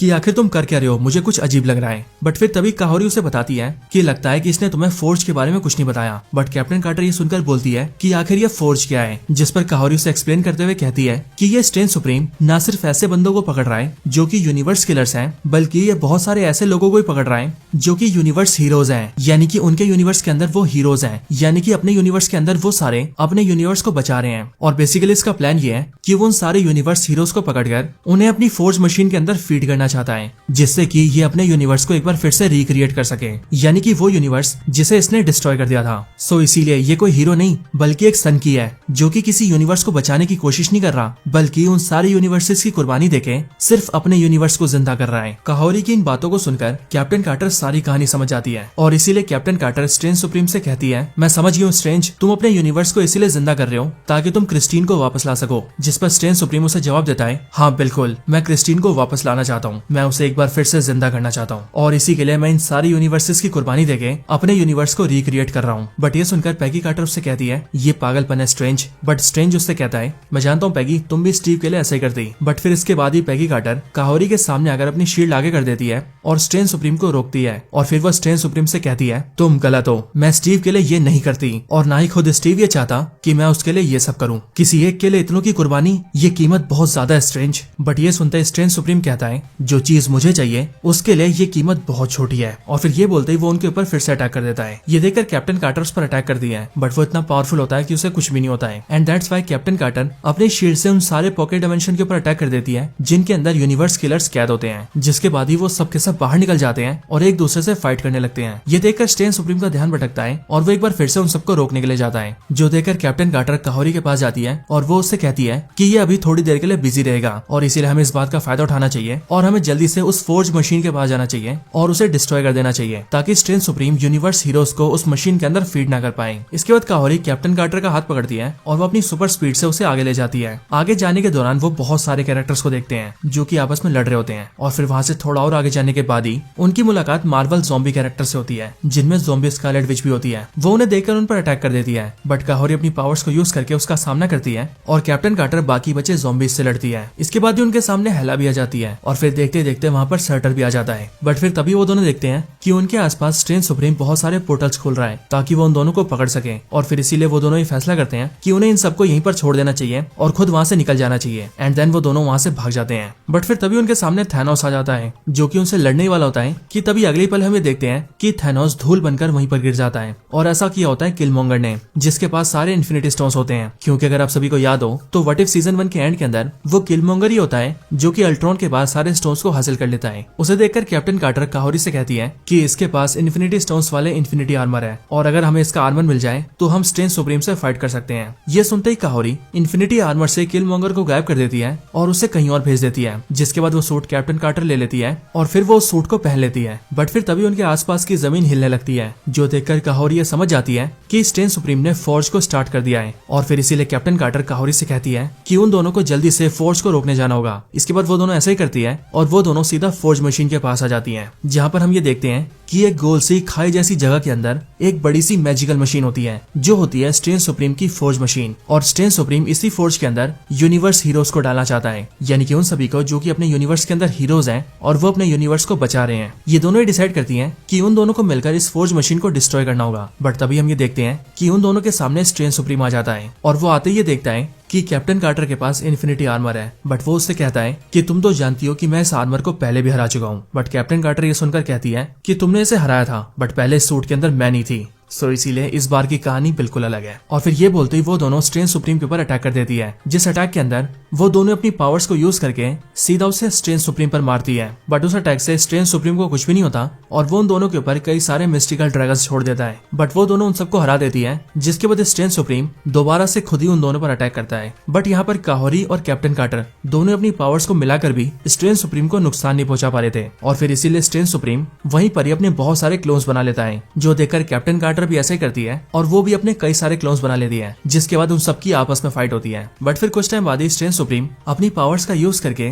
कैप्टन कार्टर के उन सारे क्लोन्स को बटरफ्लाइज बना देता है और वो कैप्टन कार्टर को एक इल्यूजन में डाल देता है, जहाँ पर कैप्टन कार्टर ये देखती है कि वो स्टीव रॉजर्स के साथ खड़ी है और वो दोनों ठीक उसी फैसिलिटी के अंदर है जहाँ पर सुपर सोल्जर प्रोग्राम हुआ था। और यहीं पर स्टीव रॉजर्स पैगी से बोल रहा होता है, पैगी मेरे साथ रहो, हम दोनों साथ मिलकर इस लड़ाई को लड़ेंगे, इस जंग को जीतेंगे और फिर हम हमेशा के लिए साथ में रहेंगे, और वो भी सिर्फ तुम और मैं। सो प्लीज पैगी मेरे साथ रहो। बट पैगी कार्टर ये समझ जाती है कि ये डॉक्टर स्ट्रेंज का इल्यूजन है और इसीलिए वो स्टीव से कहती है कि तुम स्टीव नहीं हो। जिसके बाद हम ये देखते हैं कि वो असल में स्ट्रेंज सुप्रीम ही होता है जो कि पैगी पर पंच मारता है, लेकिन पैगी उसके पंच को पकड़ लेती है और वो उसे पंच मारकर दूर फेंक देती है। बट फिर इसके बाद स्ट्रेंज सुप्रीम को बहुत गुस्सा आ जाता है और फिर इसीलिए वो फोर्ज मशीन के ऊपर बहुत सारे पोर्टल्स खोल देता है और सभी के सभी यूनिवर्स हीरोज को पोर्टल के जरिए सीधा फोर्ज मशीन के अंदर फीड करने के लिए गिरा देता है। लेकिन वो सब नीचे गिरते हैं कि उससे पहले ही काहोरी अपनी पावर्स को यूज करती है और उन सभी को वहीं पर रोक देती है। एंड देन वो सभी को वापस खींच लेती है और ऊपर पोर्टल्स खोल के उन सभी को उनके यूनिवर्स में वापस भेजने लगती है। लेकिन स्ट्रेंज सुप्रीम ऐसा होने से रोक देता है और वो काहोरी पर हमला कर देता है और फिर स्ट्रेंज सुप्रीम काहोरी और कैप्टन कार्टर दोनों पे अटैक करता है और वो उन दोनों से कहता है कि तुम दोनों चाहे कुछ भी कर लो, लेकिन फिर भी आज मैं अपने यूनिवर्स को फिर से जिंदा करके ही रहूंगा। और इधर दूसरी साइड हम ये देखते हैं कि वो सारे यूनिवर्स हीरोज धीरे धीरे करके वापस से फोर्ज मशीन में गिरने लगते हैं। लेकिन इतने में ही उनमें से कुछ कैरेक्टर्स अपने अपने वेपन्स को कैप्टन कार्टर और काहोरी की तरफ फेंकते हैं, जिनमें होता है हेला का क्राउन, थॉर का म्यूनिर, शू वैनवू के 10 रिंग्स और इसी तरह से कई सारे और वेपन्स, जो देखकर कैप्टन कार्टर सीधा उन्हीं वेपन्स में से एक तलवार को उठाती है और उसकी पावर से स्ट्रेंज सुप्रीम पर अटैक कर देती है। जिसके बाद एक काहोरी भी फ्री हो जाती है और इसीलिए वो उन सारे यूनिवर्स हीरोज के नीचे बहुत सारे पोर्टल्स खोल देती है। जिसके बाद वो सारे यूनिवर्स हीरोज सीधा जाकर उन पोर्टल्स में गिरते हैं और वो वहां से सीधा अपने अपने यूनिवर्स में वापस चले जाते हैं। ये देखकर स्ट्रेंज सुप्रीम को बहुत गुस्सा आता है और वो इसीलिए क्योंकि उन दोनों ने मिलकर उसके प्लान को बहुत हद तक खराब कर दिया था। लेकिन कैप्टन कार्टर और काहोरी रुकते नहीं है और वो उन सारे वेपन्स का इस्तेमाल करके स्ट्रेंज सुप्रीम के ऊपर अटैक्स जारी रखते हैं। लेकिन उन सारे अटैक्स की वजह से हम ये देखते हैं कि स्ट्रेंज सुप्रीम देखते ही देखते एक बहुत ही भयानक मॉन्स्टर बन जाता है, जो कि दिखने में पूरी तरह से काला होता है और उसके सर के ऊपर 2 बड़े बड़े हॉर्न्स भी होते हैं और फिर वो उन दोनों पर अटैक कर देता है। बट इस बार कैप्टन कार्टर और काहोरी दोनों के अटैक्स स्ट्रेंज सुप्रीम को कोई भी नुकसान ही नहीं पहुंचा पा रहे होते हैं और इसीलिए स्ट्रेंज सुप्रीम कैप्टन कार्टर के ऊपर इतना पावरफुल अटैक करता है कि उसका इन्फिनिटी आर्मर भी उसकी बॉडी से निकल जाता है और सारे स्टोन्स बिखर जाते हैं। बट कैप्टन कार्टर तब भी रुकती नहीं है और वो सीधा जंप करके स्ट्रेंज सुप्रीम पर अटैक करने जाती है। ये देखकर काहोरी सीधा इन्फिनिटी स्टोन्स को उठाती है और अपने मैजिक से सीधा उसे कैप्टन कार्टर के हाथ में डाल देती है और फिर कैप्टन कार्टर उन सारे स्टोन्स को पकड़ते ही अपने हाथ में एक पावर क्रिएट करती है और उससे सीधा स्ट्रेंज सुप्रीम पर अटैक करती है। उस अटैक के लगते ही हम ये देखते हैं कि स्ट्रेंज सुप्रीम के अंदर जितनी भी मिस्टिकल एंटिटीज होती हैं वो सभी बाहर निकल जाती हैं और स्ट्रेंज सुप्रीम पहले जैसा हो जाता है। बट इतने में काहोरी कैप्टन कार्टर से कहती है कि वो फोर्ज मशीन अब खराब हो चुकी है और इसीलिए अब बहुत ही जल्दी वो मशीन फटने वाली है। ये सुनकर कैप्टन कार्टर स्ट्रेंज सुप्रीम को एक और मौका देती है और वो उससे कहती है कि तुमने इस फोर्ज मशीन को बनाया है, सो इसीलिए तुम्हें पता होगा कि इसे कैसे रोकना है। बट स्ट्रेंज सुप्रीम उससे कहता है कि मैं इसे नहीं रोक सकता, मैं चाह कर भी अब कुछ नहीं कर सकता। बट फिर इतने में जो सारे मॉन्स्टर्स स्ट्रेंज सुप्रीम की बॉडी से बाहर निकल गए थे वो सारे एक साथ मर्ज हो जाते हैं और वो स्ट्रेंज सुप्रीम के अंदर वापस आ जाते हैं। जिसके बाद स्ट्रेंज सुप्रीम दोबारा से मॉन्स्टर बनकर पैगी कार्टर को पकड़ लेता है और उसे लेकर सीधा फोर्ज मशीन के अंदर कूद जाता है। लेकिन पैगी कार्टर उस पर अटैक करके खुद को उससे छुड़ा लेती है और वो साइड में लटक जाती है। जिसके बाद स्ट्रेंज सुप्रीम सीधा फोर्ज मशीन के अंदर गिरता है और वो मशीन सीधा ब्लास्ट हो जाती है। ब्लास्ट को देखकर पैगी कार्टर अपनी आंखें बंद कर लेती है, बट जैसे ही वो आंखें खोलती है तभी वो ये देखती है कि वो वॉचर के साथ खड़ी है और वो दोनों इस टाइम पर उसी जगह पर है जहाँ से वॉचर सारे यूनिवर्सेस में झांकता है। और यहीं पर वॉचर कैप्टन कार्टर को बताता है कि तुम अभी जिंदा हो और काहोरी भी जिंदा है और मैंने काहोरी को उसके यूनिवर्स में वापस भेज दिया है। बट फिर इसके बाद वॉचर कैप्टन कार्टर को लेकर सीधा एक नए यूनिवर्स में जाता है, जो यूनिवर्स एमसीयू यूनिवर्स की तरह ही नॉर्मल और सिंपल सा होता है, लेकिन देखने में बेहद ही खूबसूरत होता है। और यहीं पर एक पार्क के अंदर क्रिस्टीन पाल्मर बैठी होती है। उसे देखते कैप्टन कार्टर वॉचर से कहती है, लगता है स्ट्रेंज सुप्रीम कामयाब हो गया। जिस पर वॉचर उसे बताता है, हाँ बिल्कुल वो कामयाब हो गया, उसने अपनी कुर्बानी देकर अपने यूनिवर्स को फिर से क्रिएट कर लिया। लेकिन इस यूनिवर्स को रिक्रिएट करने के साथ ही यहाँ पर एक शर्त भी लागू हो गई और वो शर्त ये है कि इस यूनिवर्स के अंदर कोई भी डॉक्टर स्ट्रेंज नहीं होगा, ना ही वो आज तक कभी पैदा हुआ है और ना ही कभी फ्यूचर में पैदा होगा। बट ये सुनकर कैप्टन कार्टर वॉचर से कहती है, आखिर उसने ऐसा क्यों किया? उसने वो दुनिया बनाई जिसे वो खुद कभी नहीं देख सकता, क्यों किया उसने ऐसा? बट ये सुनकर वॉचर उससे कहता है, शायद यही उसके अंदर की अच्छाई थी और इसीलिए आखिरकार उसने अपनी कुर्बानी देकर इस दुनिया को एक नया जन्म दिया। बट ये सब सुनकर कैप्टन कार्टर वॉचर से कहती है, वॉचर तुम तो सब देखते हो, तो तुम मल्टीवर्स में होने वाली इन सब चीजों को क्यों नहीं रोकते? बट ये सुनकर वॉचर उससे कहता है, ऐसा इसीलिए पैगी क्योंकि मल्टीवर्स को मेरी जरूरत नहीं है, बल्कि मल्टीवर्स को तुम्हारी जरूरत है। देन फिर इसके आगे वॉचर कैप्टन कार्टर से कहता है, तो चलो पैगी अब तुम्हारे यूनिवर्स में जाने का टाइम आ गया है। जो सुनकर कैप्टन कार्टर कहती है, हाँ जरूर, लेकिन घर जाते वक्त वक्त हमें रास्ते में कुछ सुंदर नजारे देखने चाहिए। जो सुनते ही वॉचर उससे कहता है, अच्छा ऐसी बात है तो फिर ये देखो। और फिर ये बोलते ही वॉचर कैप्टन कार्टर को उसके सामने यूट्रसिल दिखाता है, यानी कि वही कॉस्मिक ट्री जिसे एमसीयू के अंदर लोकी ने क्रिएट किया है। और इसीलिए हो ना हो ये सीन कैप्टन कार्टर को एमसीयू में लाने का हिंट है। बट ये एपिसोड यहीं पर एंड हो जाता है। सो दोस्तों ये थी वीडियो व्हाट इफ सीजन 1 के रिकैप के ऊपर। आपको ये वीडियो कैसी लगी ये आप मुझे कमेंट्स के अंदर जरूर बताना, और अगर आपका कोई और रिकमेंडेशन हो तो आप वो भी मुझे कमेंट्स में जरूर बताना। बाकी वीडियो पसंद आई हो तो वीडियो को लाइक करना, और चैनल को सब्सक्राइब नहीं करा तो अभी कभी सब्सक्राइब करना। बाकी मैं मिलता हूँ आपसे ऐसी किसी और बेहतरीन वीडियो में, तब तक के लिए गुड बाय।